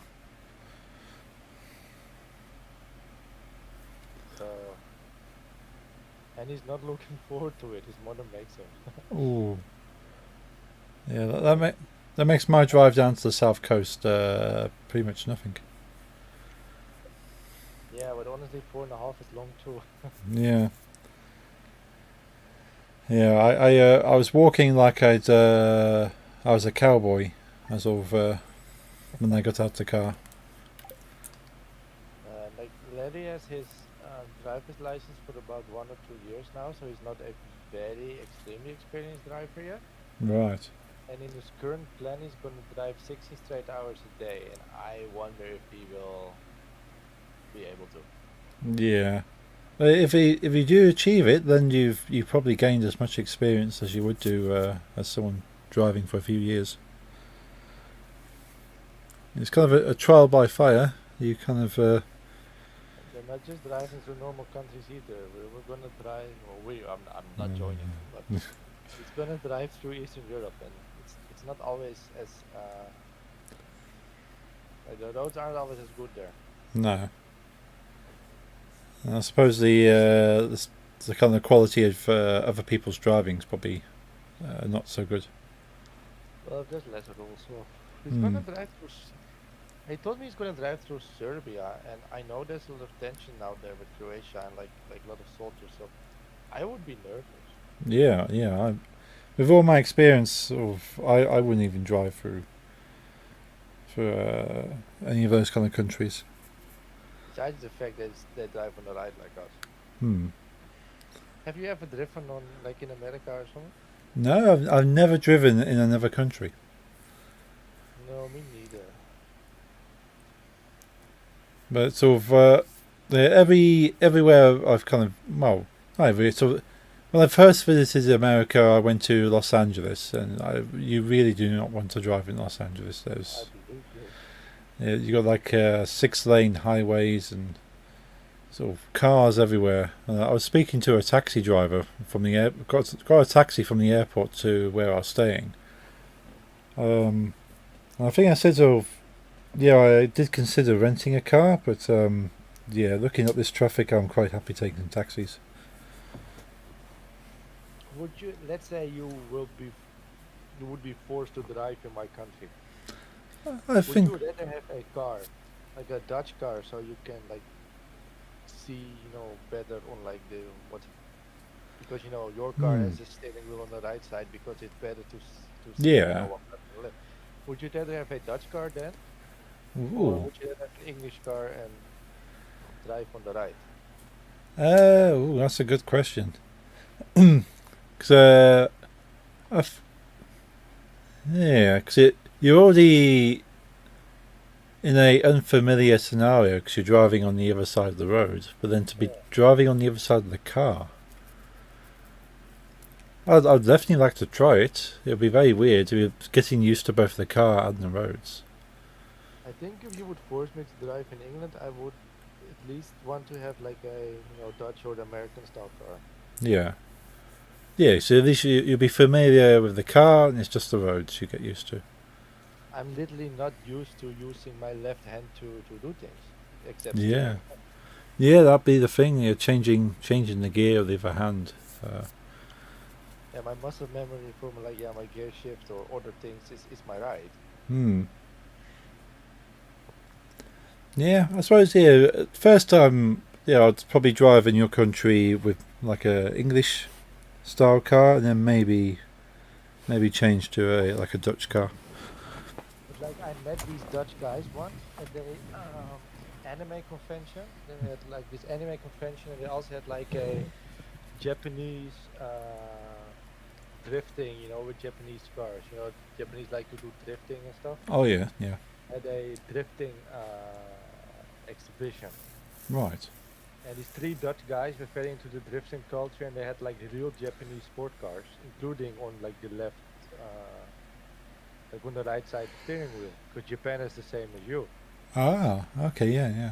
And I asked them like, do, do you use like, is this your main car? And they told me these are our main cars. We go to do groceries in let's say Amsterdam, Yeah. or sitting on the right. Right, yeah, He said, I'm so used to this car after 4 years.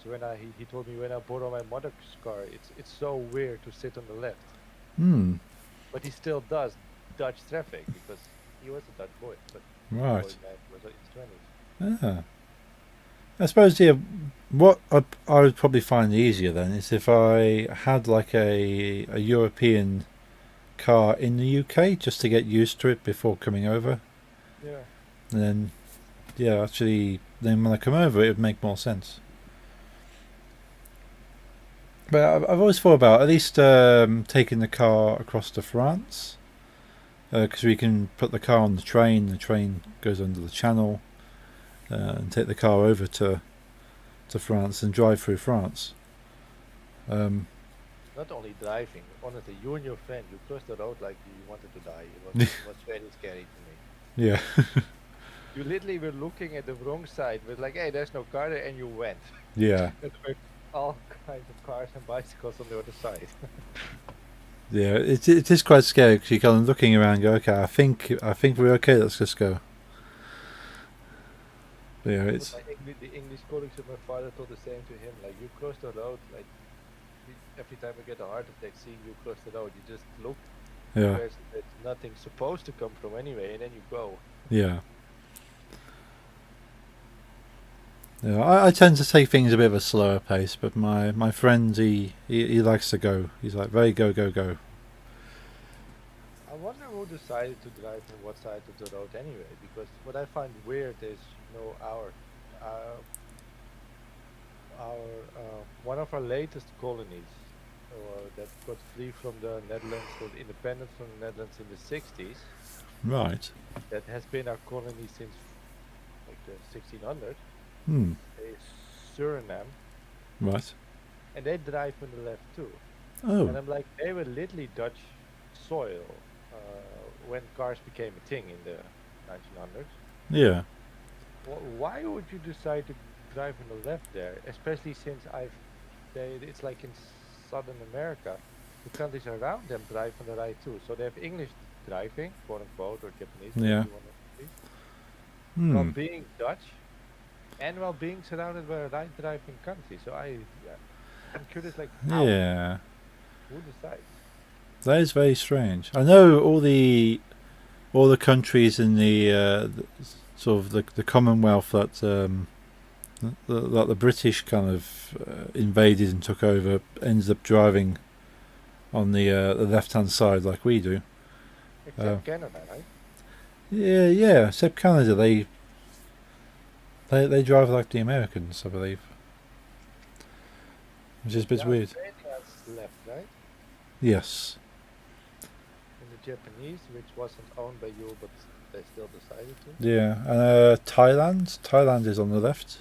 I think I'm not sure if Thailand was.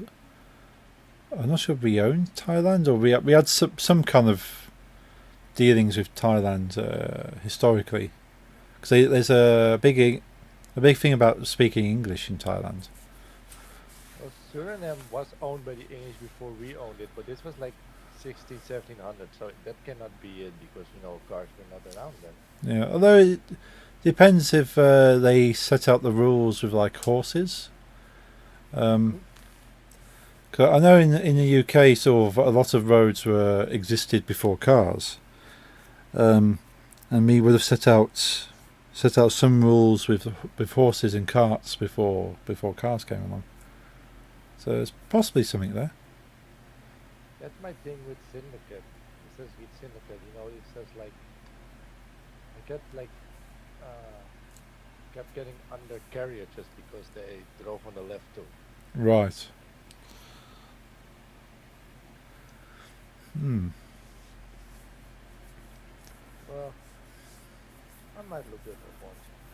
Yeah, it's one of those interesting kind of sort of information holes you kind of find yourself in.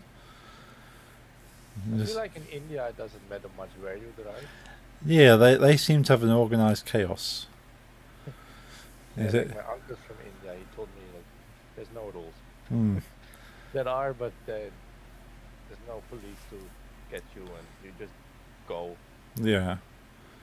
Yeah, I've seen video clips of like Indian sort of road systems, and yeah, you think, wow, there's no way anyone could survive in that.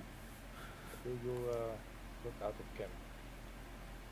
Oh, yeah, we've been kicked out of the. Yeah, wait with reconnecting until we are in the next screen when Lisa's back.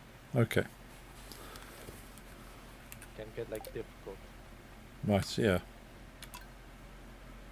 Yeah, like you were talking about Los Angeles. I think I'd rather drive in Los Angeles than in Bombay or whatever. Oh yeah, yeah. At least there is some kind of organisation in Los Angeles, and yeah, it probably isn't too bad. As I said, I was speaking to the taxi driver that I was having a drive with from the airport, and he said you get used to the driving. It's not too bad there. You can. You just need to know which lane you need to be in to get off the highway, and which are the best routes to avoid lots of traffic. I feel that's the same with a lot of big American cities. Because I stayed in Texas 1 year, and yeah, you got the big highways around Texas, and it's not anywhere near as bad as Los Angeles, but there's still a lot of big roads.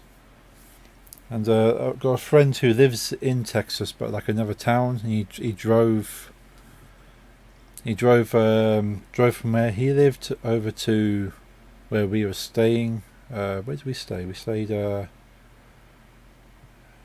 can't remember the town. It's not.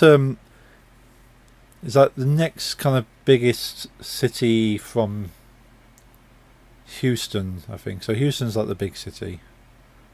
And then you got this other one a bit further up north. But yeah, he drove from where he was living across the state to this other city where this convention was being held, and we all shared an Airbnb together. That's going to be a long drive too. I mean, Texas. Texas is I- big. I've seen pictures of Texas, and it's like as big as mainland Europe, Yeah, and that's one state within a country. Hmm. And for us, that's like 20 countries. Hmm. Yeah, it's you don't really quite grasp the scale. But yeah, it's a big state, but most of it's just kind of open I need open to land. brush my teeth, but like one thing I do remember is reading an article about both. There's two things that like the scale that people see as different between Europe and America is both distance Yeah, and age. For Americans, because it's quite a young country, they find a building that's 200 years old quite old. It's like a monument. yeah. In our countries, that's not that interesting compared to what we have from like Roman times and stuff. Oh yeah, 200 years old is probably just a house you're living in. Yeah, except where I live because we got like our Well, land yeah, got built in the 70s. But yeah. no, in Amsterdam, that's normal, you know. Hmm. It's probably older, you know, and same in England. We all have like very long histories with medieval times and stuff. Yeah. But the other way around with distance was like they were had like these American school kids on like a like trip in England, and the host said we're gonna have a long drive. So we're sorry about you have to sit in the bus for very long, and they were like, "Oh fuck!" And then they asked how long, and they said like something like 2.5 hours, and the Americans were like, "That's nothing." Yeah. Yeah, they can easily drive for 2 hours just to go some groceries if you haven't got the store close by. Or go and visit a friend. But yeah, I'm gonna brush my teeth. I'll be right back. Okay.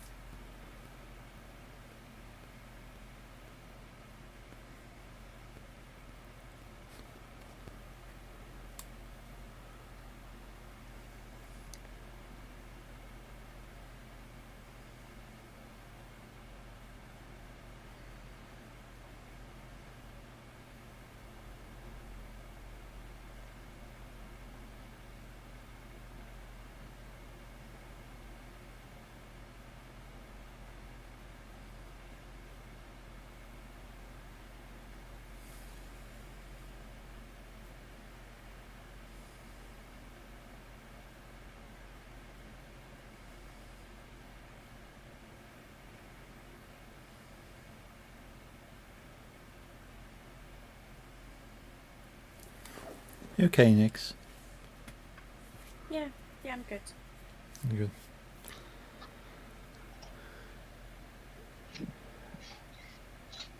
I feel it's getting I'm back. warmer. Welcome back, Lisa. Welcome back. Kind of glad that decided to turn the camera off because I can just relax here and cool down a bit. Ooh, it's definitely warm. Yeah, it is. And so it don't even have the sunshine sort of to go with the warmth. It's been quite dull today, but still very warm. Exactly the same here, which makes humidity even worse. Hmm. Yeah, I suppose it's holding all that atmosphere in. Yeah. Yeah, it's gonna be a warm night. I've got a really big standing fan blowing at me right now. Well, blowing near me. Just need to repoint it slightly. Yeah, I'm near the window, and outside it's cooler than it is inside, so that Ah, helps. yeah, that's good. Yeah, I know during the day sometimes it'll be colder in the house, and you end up closing the windows so you don't let the cold air out. Yeah. I'm already looking forward to slightly colder weather, as silly as that is. Yeah, well, we've got another heat wave coming in July, aren't we? Yeah, July is supposed to be even hotter. Due to hit 40 degrees in July. Hmm. Yeah, I'm just gonna turn into a puddle of sweat. It's not gonna be nice. Does England use Celsius or Fahrenheit? Celsius. Yeah. Okay, so and this will make sense. The warmest it will be next week here is 25 degrees. That's not So too that's bad. not, yeah, that's not too bad. Can That's manage it. good, but last week we had like 32 degrees. That was horrible. Oh yeah. As, uh, as soon as it gets anywhere near 30 degrees, I'm struggling. So like 28 starts to be quite bad, and you get to 30, 31. As long as it's not humid, which unfortunately does tend to be. Yeah, that's my biggest problem too. I can stand anything up to 25 degrees, but above Hmm. it starts to get humid. Very, very humid. And right now it's also very humid, but at least it's not too hot, so Yeah. I can stand it. Yeah. So that's the problem we find in the UK. And I suppose the same in the Netherlands. Sort of the humidities are so high that you don't really need it to be too hot, and it still becomes unbearable. Yeah, exactly. I hate summer. Hmm. So I enjoy the warmth and the sunshine and feeling great, but I don't enjoy the sort of just feeling uncomfortable and sweating. And I'd much rather be able to put on a jacket and just warm up rather than to walking around with pretty much no clothes on and still feeling too hot. Yeah, my favorite seasons are actually spring and fall because then uh, pretty colors everywhere. In spring it's blossom, in fall it's orange leaves, Yeah. and it's not too warm, and it's definitely not too cold. So Oh yeah. Yeah, we were discussing the other day, weren't we, Nick, that like the autumn fall time is kind of a more preferred kind of time of year because you still have some of the warmth from summer, but you get the cooler kind of nights, and you get to enjoy the outdoors a bit more, and yeah, sort of the changing of the colour of the leaves and stuff. yeah, exactly. So I'm looking forward to that time. And you got Halloween as well. Halloween is good. We don't celebrate Halloween in the Netherlands. Oh no, you don't. No, some people like want to do it. With some people, every year there's more people that want to. Hmm. We have something called Saint Marta, Hmm. and that's kind of the same as trick or treating. You go from house to house and Well, ask since for the last treats. couple of years, Hmm. Halloween has become a thing like team-wise. Yes. So when it's around that time, the stores have spooky themes and clothing, and parties and festivals are Halloween, and it will be horror, a lot of horror on TV. So that part's true, Right. like the same. But that's been quite new.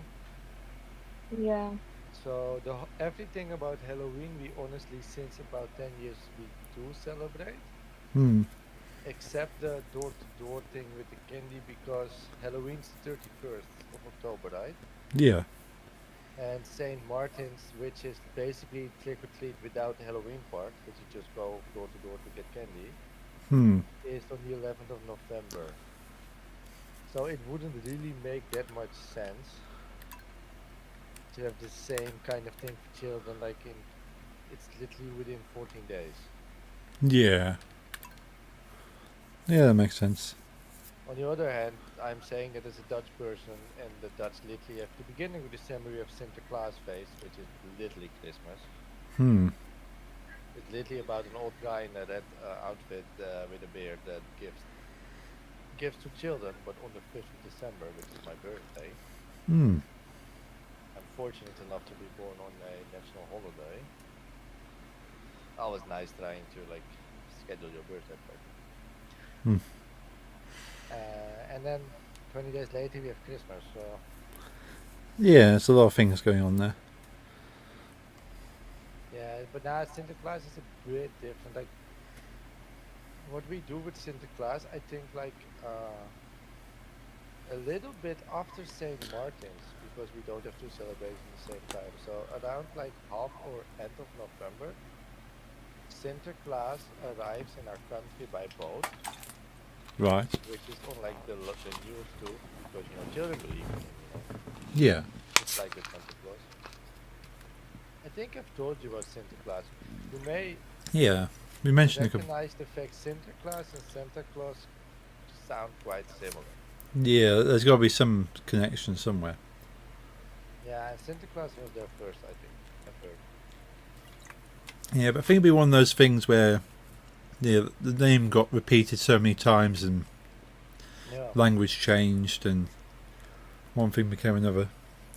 But like the child, like Sinterklaas, he comes around, let's say 20th of November. I don't know the exact date anymore, but the story of Sinterklaas, the children believe, is he lives in Spain because it's nice and warm there Hmm. all year long. But then around the end of November, he comes with his steamship Right. to the Netherlands to celebrate his birthday on the 5th of December, which is also mine. Then he arrives on his steamship, and they just, you know, just all this. He literally comes, you know, it's an actor with the ship, Hmm. and then he arrives. All the children sing and are happy he's here. And then every night he comes to every house in the Netherlands. If you put your shoe near the front door, and he puts a small gift in there, you know, Yeah. uh, like yeah, just small things. Sometimes candy, edible. Sometimes there's just one Playmobil figure, you know. Yeah. And he does that till his birthday. Then on that day, all children have free from school. Cool. They all Okay. celebrate Sinterklaas. Sinterklaas always comes to your school to celebrate his birthday with you. I mean, and we all didn't even figure out the fact that he was at the same school as my cousins and mine. You know, we're like, did you see Sinterklaas today? Yeah, I did too. Okay, nice. Yeah. This made sense. Yeah, a guy had like this very fast horse. He literally had, by the way, that's part of his like lore. He has a Right. very fast horse called Americo. Ah. Not America, Americo. Gotcha. Uh, Paul, are you coming and to the then, festival? sorry? So say again. Sorry, Paul, are you coming to the festival? Yes. Where's the festival? Down the bottom. Dunbar. Okay. It's the Coming. road in the middle of you and Nick's, then you go down there. Cool. On my way. But then Sinterklaas comes on like the 5th and he comes to a lot of homes too. Like a lot of homes. Hmm. And then he gives like bigger gifts to the children. Like let's say you get like for 15 days you get one small like Playmobil or Lego figurine in a very small box, and then at the end at the big Sinterklaas feast at the 5th of December you would get a big Lego box, you know. Ah. Cool. That would be mostly and then 20 days later we have Christmas and we do the same thing. Hmm. Like speculaas, you know, the one you liked? Oh yes. Yeah. That's a very traditional Sinterklaas snack. Ah. We also have peppernuts. Yeah, I think I've shown you pepper nuts with taste Yes. the same as speculaas. That's very, very Sinterklaas, and he has these helpers Hmm. called Pete's, Yes. which used to be black Pete's, and they were all like people in blackface, but that became controversial, so we changed them to yeah, whatever. They're all colors now. They even Hmm. made like You know the stroop waffles? Yes, yeah. They made stroop waffle pizzas now Oh wow. and stuff, and yeah, it's for children. You know, it's all fun. Yeah. But the original, like from like the since the 1800s, it was the story was Santa Claus is from Spain and his help from Africa. Yeah, yeah. But yeah, in these days you can't really do blackface, you know. No. No, I've seen. I remember the first time you told me about the pizza. I did a look on Google and saw some of the Santa Claus celebrations with all the Pete's. And yeah, so you think today that seems a little bit weird to I see. should check on my toddler's school hats. But it was like, it was never really meant as to be offensive, but some No. things just are, you know. Yeah, I suppose. Yeah, a lot of people don't. Well, traditions and acts don't really aren't supposed to be there as offensive or to harm people, but they kind of they go back to times when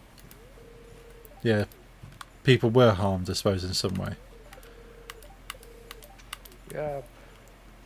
But yeah, anyhow, like the Pete's, Hmm. you know, formerly known as Black Pete's, Yep.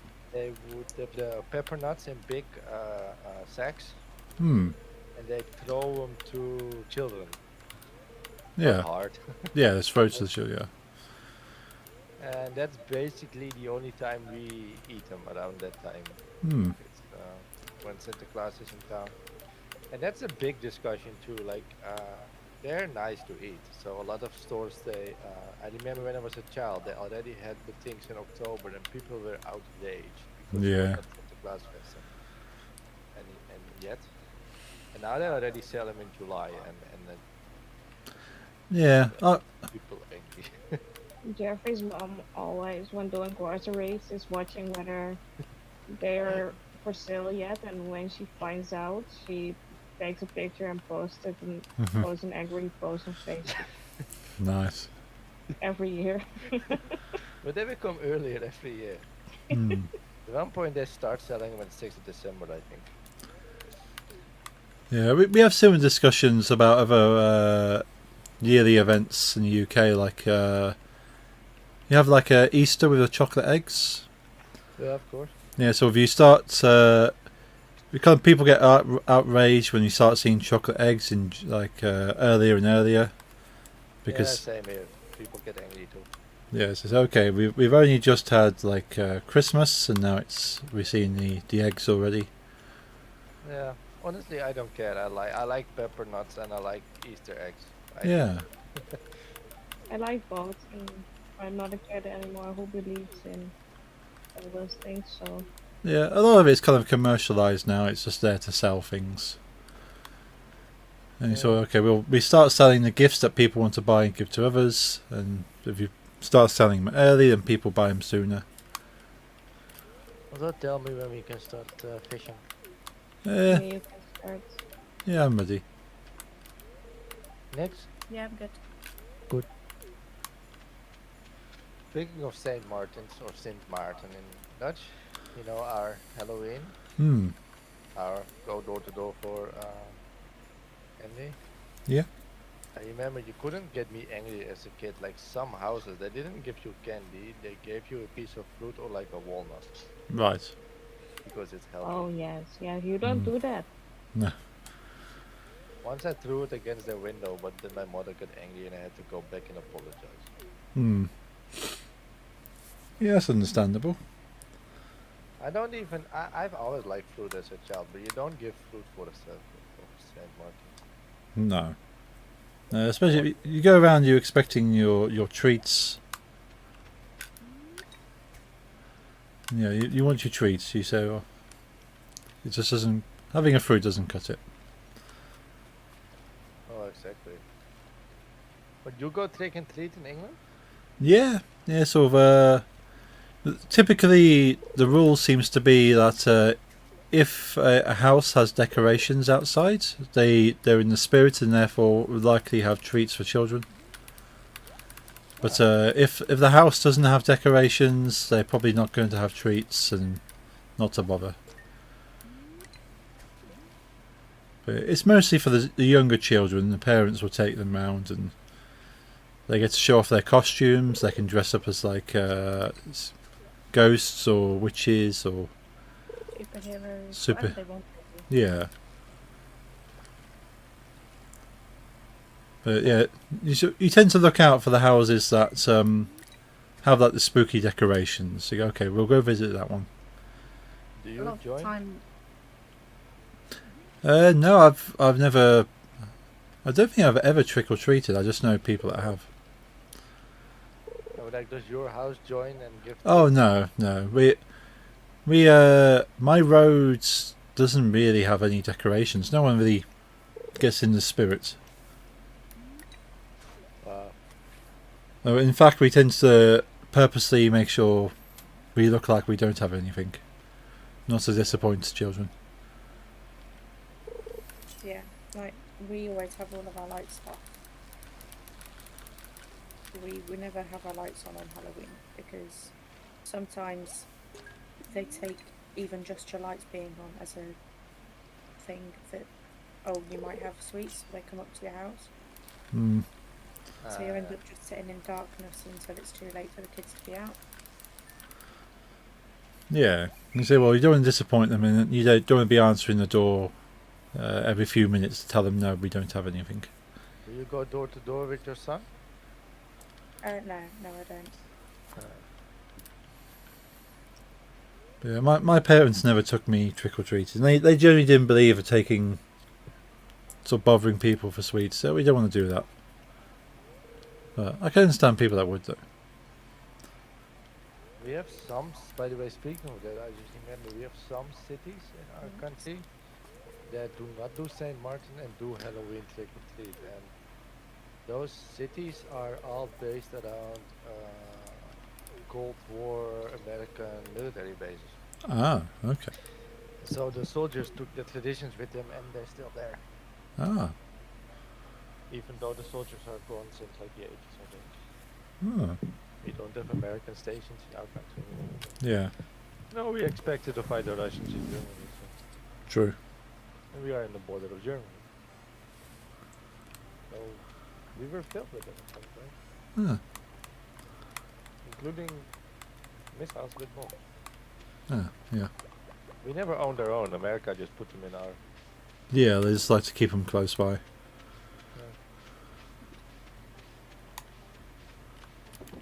Just put the sailor cap on the top. Nice. We had a lot of we had a lot of protests in the 70s and 80s against atomic bombs in our country. Yeah. Then we got counter protests and they were all screaming, "I'd rather have a bomb in my backyard than a Russian in my kitchen." Yeah, I can kind of understand that. In the end, nothing happened. Yeah. Well, things happened. Vietnam happened. Afghanistan happened. Where is it? Yeah. Cuba. Korea. Cold War wasn't always cold. No. Do you remember the falling of the wall? Because you're a bit older than us, but you were a kid. Yeah, I don't think I actually remember the wall. I've seen like a video, and a sort of and like that kind of did a little bit of study at school about the wall, but no, I don't remember it specifically. You don't remember watching the news and like communism has fallen. No. I'll have to have a look at when was that? How old would I have been? It was 91, I think. 91. So Or 90. It must have been around. it was 91. I would have been 7. So Oh, probably 91. Yeah. 91. Yeah, I would have been 7 years old. So it probably would have been something on the TV at the time. But yeah, I probably was more interested in having a cartoon. I would have been too. I think at that point I was very much into things like the Ninja Turtles and Transformers. Which are both very cool. Yeah. Yeah. Still are.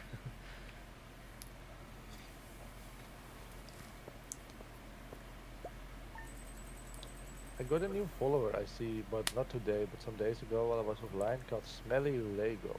It Nice. sounds like someone coming from you. Yeah, it's no one I know personally. Might have been someone that followed me at some point. Oh, that's good. Yeah. Yeah, I've noticed I've lost a follower at least because I hit 300 followers and I'm back down to 299. Oh, I gain and lose them all the time. Yeah. I feel like if I never lost a follower, especially since I haven't streamed in 2 years then by then, Hmm. I would have had at least 400 now. I've got 220. Yeah. Seems I feel like a lot of people follow me too. Maybe they do the same with you. Like they see a smaller streamer Yeah. and they follow expecting a follow back because they follow a smaller person. Oh yeah, I yeah. mainly don't bother. No, I only follow people that I genuinely enjoy their content, not because okay, I'll give you a follow. Yes, sir. Or if they stop and chat for a while and go, oh, you're cool. I might not be able to watch you, but I like you anyway, so I'm going to follow you. Yes, sir. And I'll check if they maybe do. Yeah. If they don't, they don't. But yeah, if you come in and say hello, follow me, then yeah, not going to do that. Well, that's a ban. If they literally do it like that, that's a ban. Yeah. Yeah, I've had quite a few people like that. Says, hey, you're cool, I'll just give you a follow me back. No. Yeah, that is, or like people ask me, hey, I'm an artist, do you want to buy my stuff? Oh, yeah. I've And had... they're like, I've had someone say, oh yeah, I like your graphics, I can make them better. Sort of check out what I can do for you kind of thing. like, if you like them, why do you want to improve them? Yeah. And the thing is, things like graphics, I can appreciate there might be some really good artists out there. But I want mine to be a bit more personal, not like a template they've used and just change a few letterings and stuff, or copy a style that they've done for everyone else and you look just like one of the streamers that they've done. Yeah, speaking of that, we still have to Yeah. finish your thing. Yeah, there's no rush. But we'll sort out what's going to look best. Because what I've got at the moment with this, like the missing bricks is cool, but I think More Def- meat missing. yeah. Oh, you have a dinosaur egg. Oh, another one. Thank you. It won't be long until we start getting 2 dinosaur eggs, so because one's mine. It's mine, all mine. I once had one that literally asked me like, do you want to buy my graphics? I was like, no. Yeah, And he was like, why? I said, I do my own. yeah, And he was like, yeah, okay.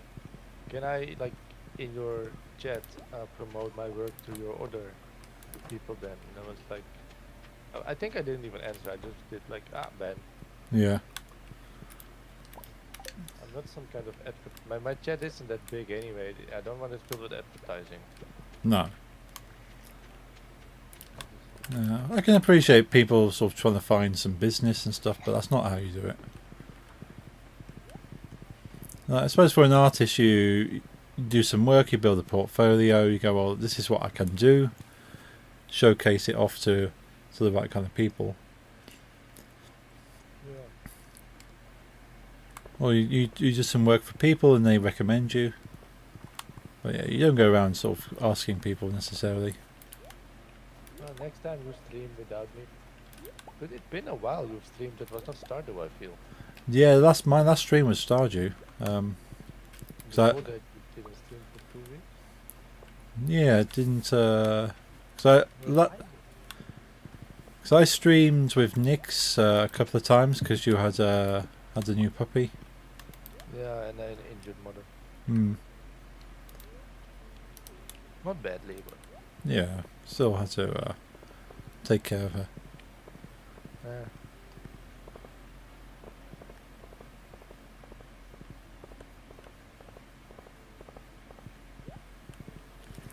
next time you stream and we just have chat and I'm not playing, I'm gonna constantly spam people with my comic. Yeah. I don't even like doing that to people. No, you kind of end up. You obviously get some hits on there. You have a few people go, oh, okay, I'll check you out. But you have end up upsetting more people than you'll attract, I suppose. If you're into Yeah, this. not even that part. I mean, like in other people, like you are doing your own thing. You know, Twitch, you're a content creator, Yeah. and then I mean, it's not about my stuff at that point. It's about yours. Yeah. I mean, I remind people. I do like with you. I tell you, look, new chapter. You know. Well, yeah, it's good to, like, what you have in the Discord, you go, okay, I'll self-promote, go, hey, sort of just let people know I've got a new chapter out. Yeah. And that kind of thing is okay. Sort of, you're not bothering people, they can choose to see your message. Yeah. If they don't want to, they don't have to be have to worry about it.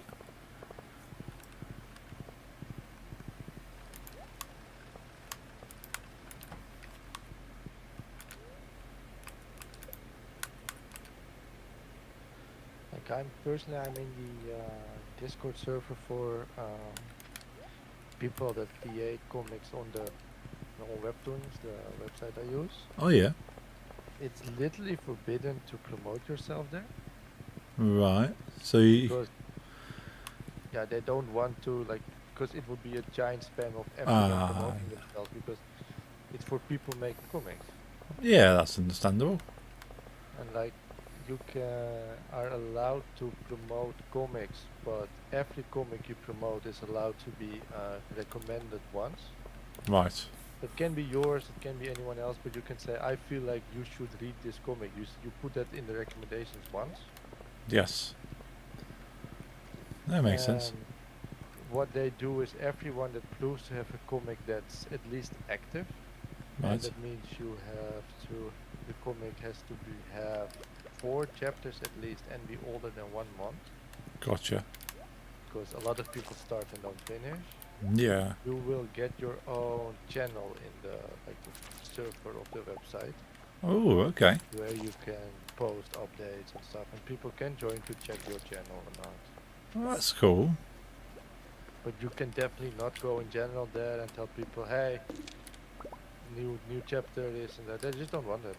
No, that's understandable.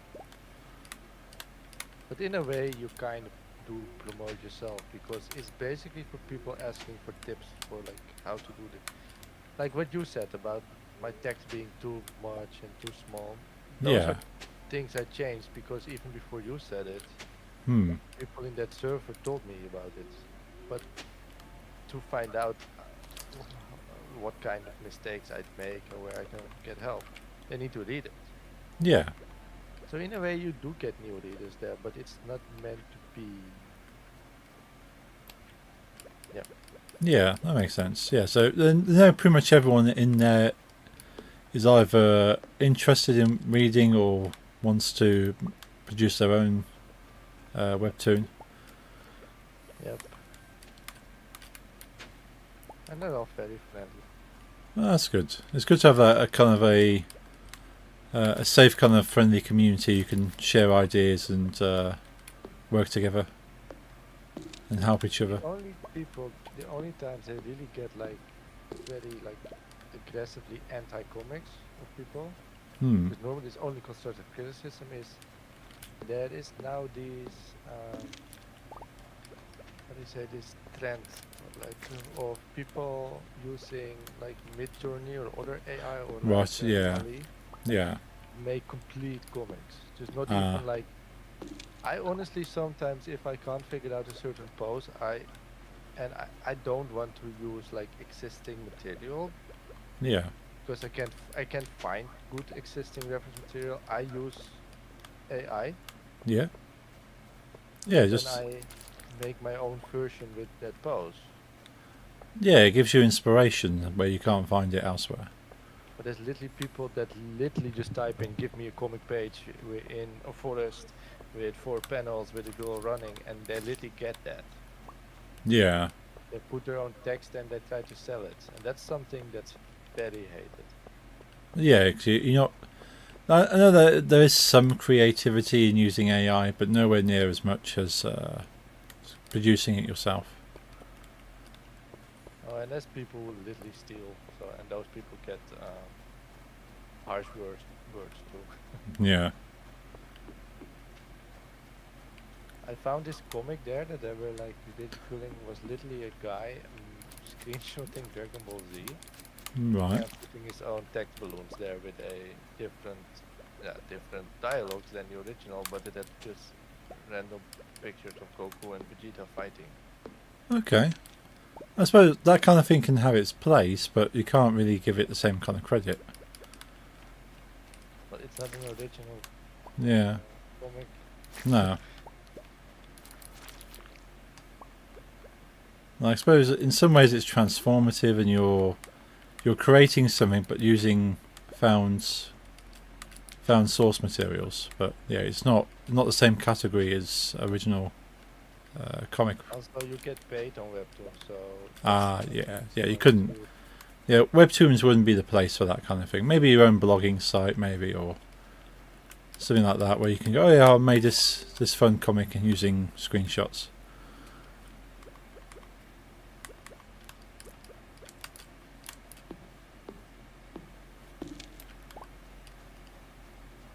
Yeah. But yeah, so that kind of thing doesn't really sit in that same place.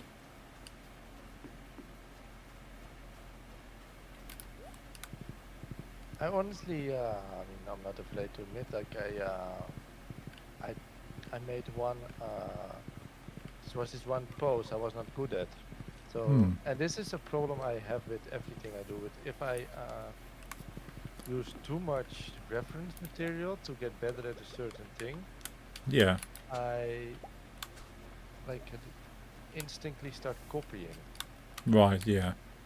And I made this one drawing, this one panel that was later when I looked at it, like that's not something I learned to do from doing practice drawings with that one pose. This is literally that one picture Yeah.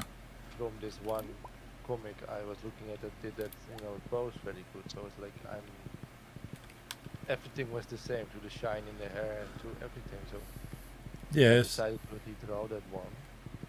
Okay. Yeah. But I had it with music too. If I'm writing music, I have to listen to other genres, Right. or I will copy existing songs Yeah. That's fair. by Yeah. accident. It happens. Well, yeah. I think they've. I think there's been like a few copyright cases where they say, okay, this person has copied this work, but then it's not been done intentionally. It's maybe they're inspired by it but didn't realise it, and it is original, but subconsciously they might have picked up on this other person's work. Yeah. But Which, of course, in a way, also is a good excuse when you get caught. true. I suppose if they can prove the intent that you purposely try to copy that, or it's too close. But I suppose they have to try and find the middle ground. Okay, how close does it have to be considered a full copy to compare to something that might have been inspired by them? Yeah. But I think with music, it's got to the point where nearly every nice, pleasurable combination of notes has really been done now. So there's going to be, in part, every song, if you broke it down, it probably has been done elsewhere. Like a particular guitar riff or a piano piece might have a few notes which sound like another song. That's 12 notes in Western music for me. How many songs do you think you can make with that? Yeah. And there's only so many so many sequences of those notes that sound nice. Yeah, true. It's not even 12 times 12. It's Mm. not everything sounds nice. No. So yeah, the chord progressions and sort of the guitar riffs will start repeating, even if in part you might have a single bar, which is the same as another song, but you can't avoid that. It's where you take an entire piece of music and remake it. I think that's where it has to be more stricter. I've heard like there are multiple metal musicians that say every metal song is a Black Sabbath song, but either played slower or faster. Hmm. But Black Sabbath already did it. Yeah, I could probably believe that. If you going through and listen to it, they've probably experimented more than most bands at the time. Yeah.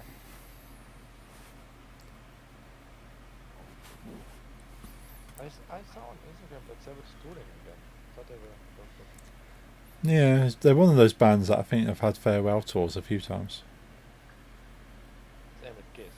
Yeah. This is the best with farewell tours. Kiss had the I'm on this forum for merchandise collectors, and I know people there that own Kiss Farewell Tour 1991 shirts. They released like 3 albums after that. Yeah. In the concert we went to, they said this is our last tour, Hmm. and they've decided to You know, do another one. they stood on stage like almost emotional. Last time in Amsterdam, we're gonna miss you. Last time ever in Amsterdam. They had shirts with said farewell to the last time ever. Yeah. On my tour shirt. And a couple of months later, I could buy tickets for the concert next year. Yeah. It takes a very long time for me to load in that one, so I'm not. I'm not going. By the way. Oh, I've just loaded in. Even though Skid Row is there, Oh, I was honestly almost thinking of going because I like Skid Row too. And they are their support act, but I'm not gonna pay Kiss money to see a support act. No. We are going to Iron Maiden in 2 weeks. Hmm. It will be my 11th time or something. Nice. It will be my first time since Lou Dickinson had cancer. No, it won't be. I've seen him one time after he got cancer, Right. but on that particular album he already had it. So what I notice about him is, and it's all understandable, but the later Iron Maiden work, he sings. He has some damage to his voice. He had literally cancer in his throat, Yeah. which is horrific for a singer. Oh yeah. That's the end of your good career in some cases. Well, he managed Hmm. for some reason, and his later songs, he just, they work. Yeah. But when I hear like live recordings of old songs he does, I'm like, it's not what it used to be. Yeah. It's respectable. Also, I think he killed his wife. Oh. Didn't he the dude? I idolize the whole band, but at some point he cheated on his wife with a 30-year younger fitness instructor, Right. and his wife filed for divorce and would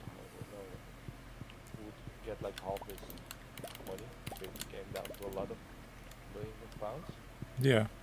And 2 weeks later, she was found dead in her kitchen, suicide. I'm like, that was Yeah. not suicide. Yeah. It's highly suspicious that. No, it was not. yeah, it is quite a sus. She was getting millions from the guy, and then she was dead. Yeah. Hmm. No, she didn't kill him. That's my opinion. Yeah. And who believes me?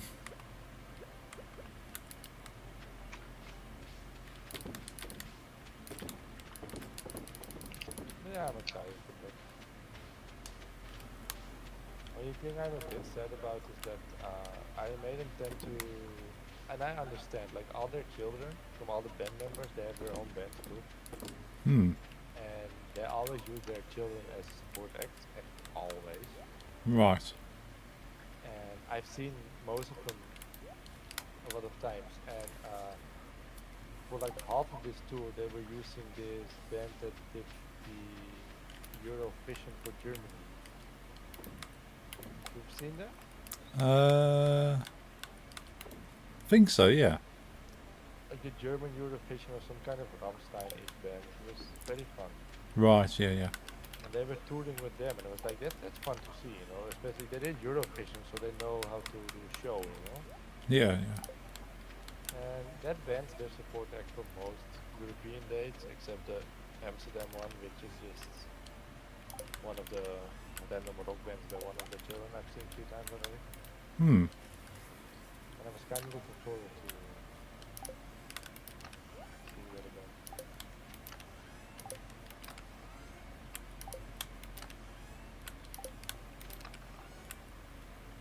I almost bought Metallica tickets like some months ago because it's one of my favorite bands, and what I heard from you, I'm happy I didn't. Yeah. They're definitely struggling in their older age. Yeah, just a bit. Which is a shame because they are a good band, but yeah, they're just not offering as much live. And some people say yeah, they still really enjoyed their set, but yeah, they're not as good as they used to be, which is understandable. What would you say was the worst thing? Like the voice or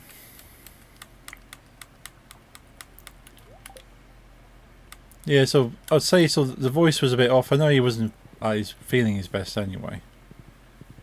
But they just seem to lack energy. They just weren't offering much up on stage, which I know they don't do a lot anyway. But so it just feels a bit more lacking.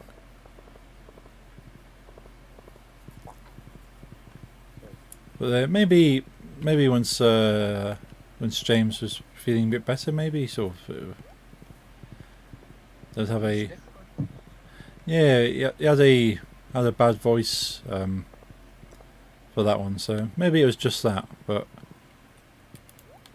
I felt the performance overall wasn't anything special. I mean, he was definitely not a healthy guy, you know. No. A lot of drugs and Oh yeah. alcohol.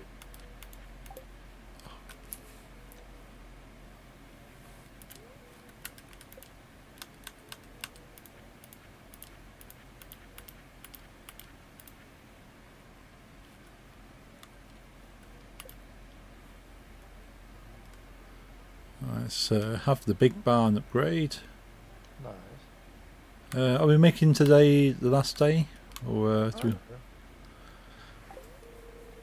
I don't mind. I'm not I'm that. fine with one more day if you guys are.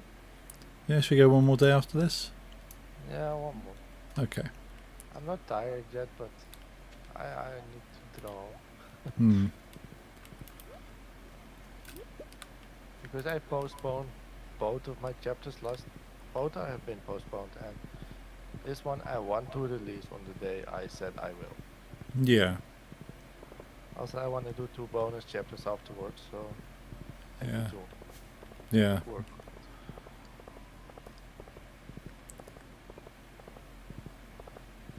I'm gonna do one like short bonus chapter about the visit to a cat cafe because that's nice, Of course.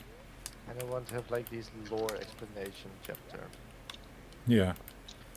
because you have to admit that's on purpose, you know, that you don't really know what's going on anyway and how the world works. No, and you don't always need to know to a certain No. degree. And I want to have some things happen, like a lot of story in one chapter, and then I want people to explain like why things happen, you know. Yeah. Yeah, I was saying to Nix earlier today that I like how you have a lot of the story kind of still hidden, but you're making the reader kind of intrigued as to why things are the way they are, and not revealing it all too soon. No, like yeah, like you've seen, like the current setup is always how do you say? Chapter 2 had a flashback to now, Yeah. with Donald Trump and stuff. Yeah, I quite like that one. The only reason I picked Donald Trump and not Biden is that Trump is more fun to draw. Yeah, he's more of a character, and he kind of depicts a bit more kind of conflict, I think, as well. Yeah, my father told me to. I first wanted to have like the leader of Turkey too because Larry liked that, Hmm. but he said it was a bit too sensitive at this point. Right.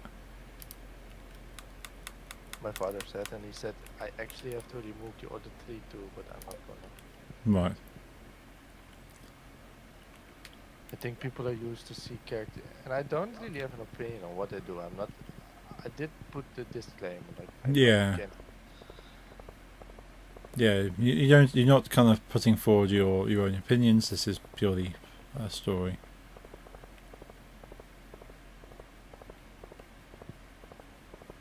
One sec. I just noticed I've been on my Discord all the time, but I didn't miss any chat. Hmm. Um, yeah, of course I do have an opinion about all those politicians, but Yeah. like, You're not. put it on the internet. You're not trying to make a statement. No, I Yeah. just want to draw anime girls. Yeah. Well, I have one now. Hmm. We evolved a lot, but I find it fine. Like I said, I had this story in my head for 10 years, Yeah. and a lot of things are the same as 10 years ago. Yeah. But what changed most is the role of the female main character. Yeah. Is that she first was more like a quiet type and a more victim. Right. And what you will see from, do you remember reading it that you had like this? I have one in chapter 1 too now. This new introduction thing that explain who it is, Oh yeah. Yeah. Yeah. and then you see social class too. Yes. And I will explain that more in the bonus chapters where the whole world is based on class systems. Yep. A bit like India, you know, Yeah. with warrior class and military class, and working class, and essentially you've got like the lowest and below. Hmm. That's not a good thing, by the way. That's done by the evil government. Yeah. They kind of to divide people up. Yeah, but that's like in my story too. That's something that's bad, but it's just how it is now. Yeah. And originally, the girl was from a lower class than the boy, and more like victimized in the fact they hang out together is frowned upon, and that's why she's against the government because she's put down by it because she's a lower class than her best friend that's a soldier. Yeah. And while writing, I didn't feel that anymore. Well, that's Now fair. they're both the highest class there is, and the only reason she will get everyone into trouble for being against the government is being someone that is really in love with chaos. Yeah. So kind of almost taking it down from the inside. Yeah, just because she liked chaos, no other reason. It's just Yeah. chaotic psychopath. Hmm. It just gives her more personality and it's less of a basic storyline. But it almost happened by accident that when I was writing, she was becoming different than the original version. Yeah. Sometimes that's the best way for it to happen. Yeah. Your character sort of evolves on their own without too much input from you. Is one of the best ways for things like that to happen because it feels more natural. No. Yeah, I agree. So I was quite happy with what happened. Yeah. Yeah. I quite like the character. I said when we were reading it earlier, when next that, so this character sort of it's quite an interesting contrast in their personality. That they like this chaos and stuff, but they also like bunnies. Yeah, like bunnies. Yeah. Also, that was a joke. She like, likes loud noises and hates loud Yeah, there people. was something Yeah. Lisa let me put in, just to have it kind of make no sense, but it kind of does. Yeah. I'm 'Cause- the same. I like loud things, but I do not really like loud people. Yeah, I'm kind of like that. And so yeah, I you don't mind loud music. I don't mind when my game's loud, really. But when I hear loud people, I'm annoyed. yeah.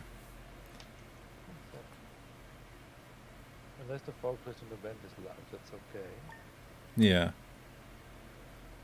When I just hear people talking in general and they're yelling everything, like our neighbors.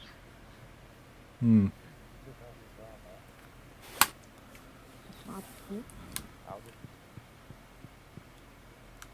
Okay, so this is going to be the last day, right? Yeah. Yeah, and get some rest. Je hebt ergere dingen te zeggen dan je neerzetten. Maakt niet zoveel. Yeah. But I now need to kind of like put. In the original script, I only wrote one female character, Right. and I think that's not enough. But especially when you just start writing things, it's easier to write characters from a viewpoint you know. Yeah, I suppose a bit harder for a male writer to write female characters because you just don't have that perspective. I literally simply am a, white, straight male, Hmm. and it's more difficult for me to, let's say, write a Chinese lesbian. Yeah. You know, Yeah, you just don't have that viewpoint. try. But I feel like I wouldn't be able to pull it off as well. Saying that, I noticed that I slowly started to find writing the girl easier and more fun than the boy, who's slowly getting a bit boring for me. Right. And I need to flesh in, get him more personality, because at this point he's just a mannequin or something. Yeah. He exists.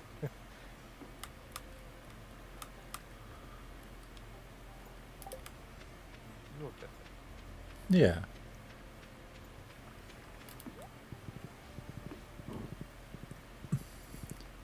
I need more females Hmm.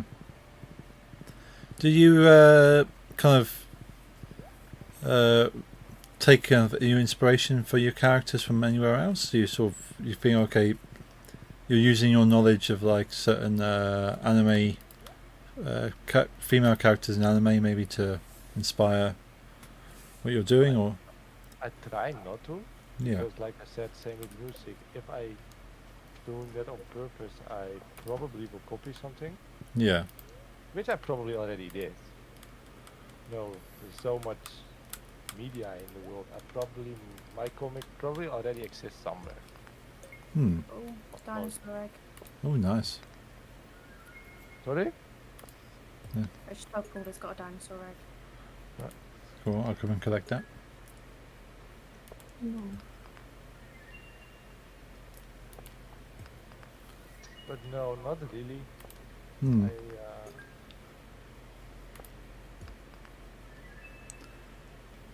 Yeah, 'cause Probably combination of many things. yeah, which I suppose it should be really. It'll be all your experiences and what you've what you understand of characters, wherever they've come from, will be combined to come up with what you're writing. Yeah. So I personally don't do a lot of reading or experience a lot of character development in kind of in books or kind of written form. So most of my inspiration for kind of characters and knowledge of characters is mainly through film. Yeah. So I can only really write a character based on film characters or TV characters I've seen. So yeah, so I feel I would probably end up copying characters that exist already on film, in some way or form, whether I realise it or not.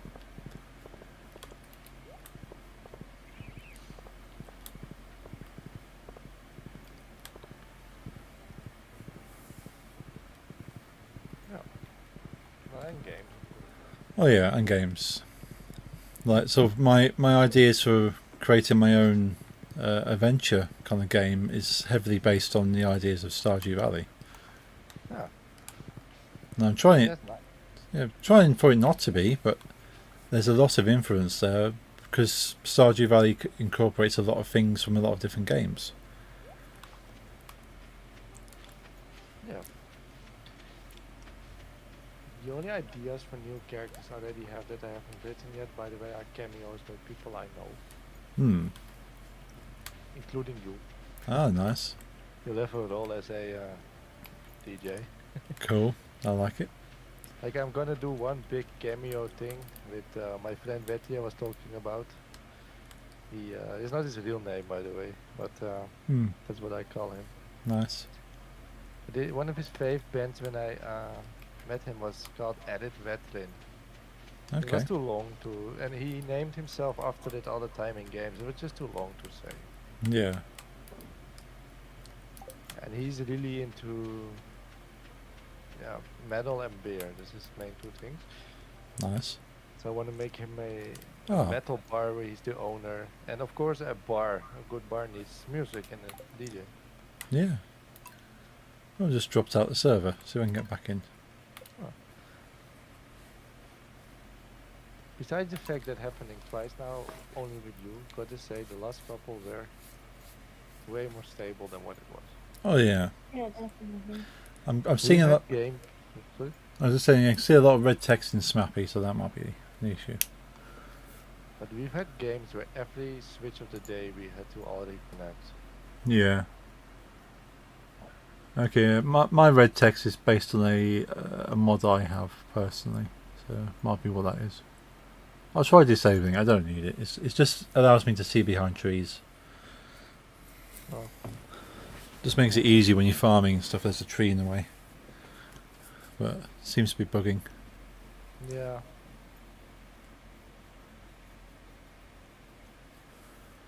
That sucks, but more to like bug. Yeah, I'll disable it for next week.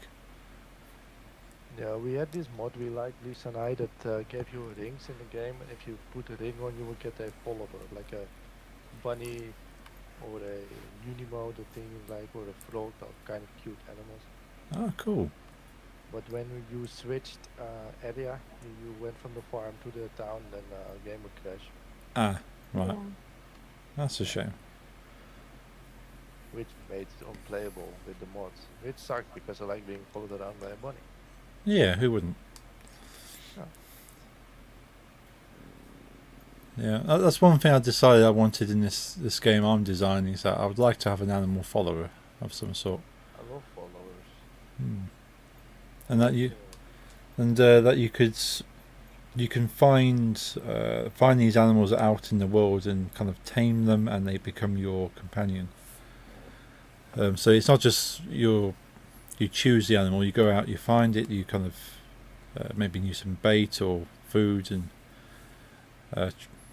actually go out and actively have to find the animal for yourself.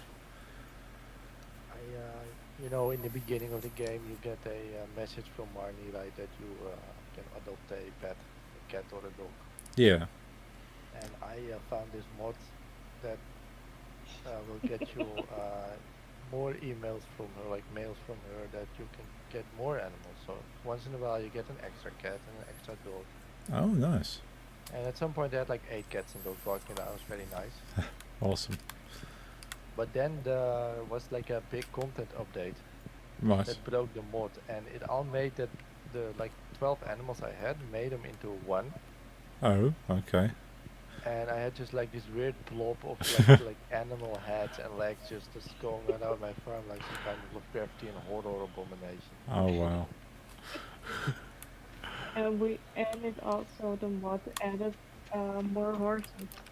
Yeah. And at some point, somewhere on Stardew, like not not necessarily on your farm, but maybe in the mountains, I had like 38 other horses walking around, and Oh wow. some didn't work, so that was very confusing. Yeah, you would jump on the horse and it would just disappear. Ah. It sucks how it was a very nice mod, and then it broke. Yeah. Yeah. But yeah, okay. I'm glad you like the new thing. The Oh yeah. chapter. It's very entertaining, sort of. And so yeah, it left me going. Okay, I want to read chapter 3. Yeah, and if you do have the time, only if you have like the usual like and comment is Oh I yes. simply put it's very helps a lot with the algorithm. I just noticed that whenever someone comments once, Hmm. I get new viewers and followers immediately. Ah. Okay. Yeah, I shall do that. I feel like the algorithm on this site is very activity based. Hmm. Well, same as Twitch. The more viewers you have, the easier you're found. Oh yeah. Which, in a way, is not a, it's not good. Yeah, it's kind of like it helps to promote the people that are already doing well and not the ones that aren't. I mean, small stays small, big gets bigger. You know? Yeah. It's like capitalism. Yeah. I don't know. The rich get richer. Well, people have to decide between food for themselves or children. Yeah.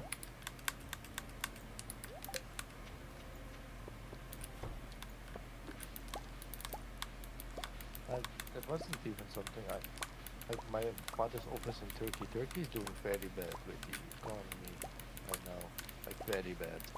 Right. And he has like colleagues that are like, good earner, that have good jobs, and the economy went so bad that like their inflation is above 80% now, Oh. Oh wow. which is insane. Yeah. And literally colleagues of him that have nice houses and nice cars at some point decided to not eat at work, to not have lunch, to live from only one meal a day, or they wouldn't be able to send their children to school. Oh wow. Yeah, that is bad. It's very bad.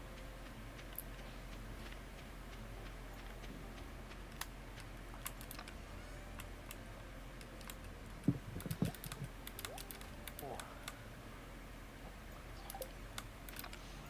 And I already have the ideas for another comment. Ah, nice.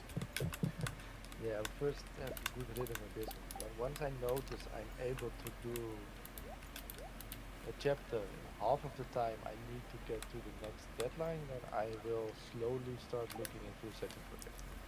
Yeah, that's fair. It would also, because at this point I've been at times that I need twice the time for the next deadline. Which is not good. No. Gotta say that with the first chapter I threw my back out. It was 2 weeks. Right. Then we got the dog. It's not all my fault. Hmm.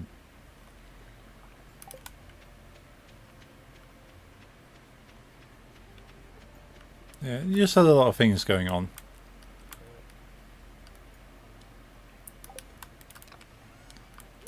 That was what I wanted, like being inspired too much. Like I have this friend. Have you ever seen the anime? Like one of you have seen Elfen Lied? I know of it. Like I have. When I say this one friend, you know which one, right? Yeah, yeah. The special one. Hmm. He has his webtoon too. Okay. On webtoon. Yeah. And this Elfen Lied it's a great anime, honestly, but it's his fave. And Right. I wonder if he noticed it himself, but he literally rewrote Elfen Lied. Oh right. but then you'd fight. Okay. He's a very big fan of the show too. Yeah, so I'm like, But it really is an amazing show. I'm a very big fan. If I rewatch it, I'd only skip one episode because that one is yeah, awesome. dog nice. Yeah. You don't like dog. But yeah, he wrote that, but then with, I wonder if he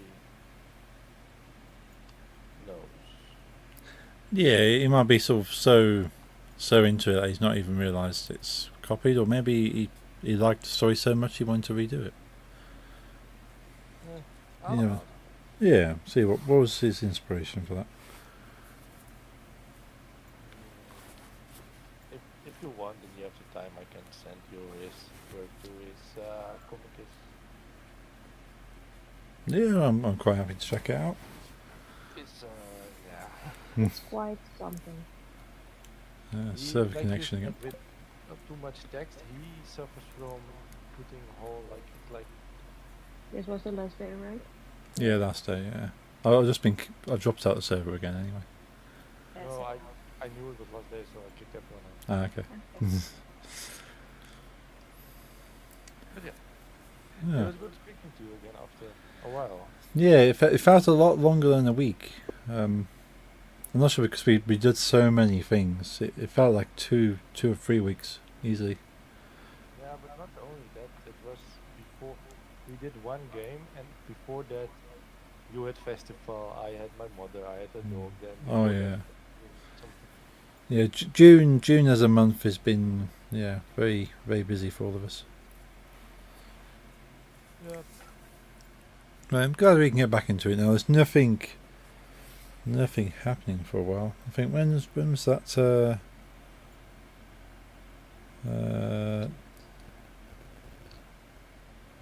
Yeah, I have to check out. There might have been something I'm going to next month. I think it's on the 12th. In the 12th of July, I might not be able to do that Wednesday. just let me know. Yeah, but yeah. Maybe I'm tired too, because the 11th of July is Iron Maiden, and I won't be home. Ah, yeah, that might work out good then. But we'll see. Yeah, If I'm like with enough energy, with good rest, like sleep alone, and maybe I even have some energy left from the concert. You know, no. but yeah, I think I might be going to something on the 12th. So yeah, I'll let you know if I get tickets for that. It's fine. Yeah, but we're a couple of weeks away at least. Cool. Will you be live on Friday for DJ stream? Yes, I'm going to do everything in my power because I've not DJ for so long now. Well, yeah. But yeah, I'll do the lockdown because you put all the requests in for lockdown anyway, so I'll do that one. That's a nice easy. So lockdowns are always easy for me. I don't have to think too much. There's not much mixing. It's just end song to end song, right? Yeah. It's an easy mode. The electronic things need to be mixed well together. Yeah, you need to find a song that has the right kind of sounding key and the right kind of tempo, and all the mixing together. And yeah, it takes a lot of energy. Yeah, and I have a feeling if you try to do that with lockdown, it just gets messy. So. Yeah, there are some songs it works with, like if the drum beat is more akin to like a dance beat, or like has a bit more of a hardcore influence in there, then those things can be mixed. Yeah, true. I think there's a band called The Browning, and they have like a very electronic synthy background where it's like a heavy sort of thumping drum in the background. So I love them. Yeah. so those kind of bands will mix very nicely. But most things, no. Have a nice rest. Yeah, Yeah. you too. I Good mean, night, guys. yeah, and I'll speak to you on Friday. Yeah. See you on Friday. Yeah, Thanks thank you for the game. Thank you. Bye. Bye. Okay, Nix, thank you for joining us. I'll speak to you shortly. Yeah, speak to you shortly. Yeah, thank you for joining, and yeah, speak to you then. Okay. Bye. And disconnect. Excellent. Well, thank you everyone for joining today. Sorry it's been so long since the last stream. It's been a very busy month, but last week was very busy. But we'll be back on a regular schedule now.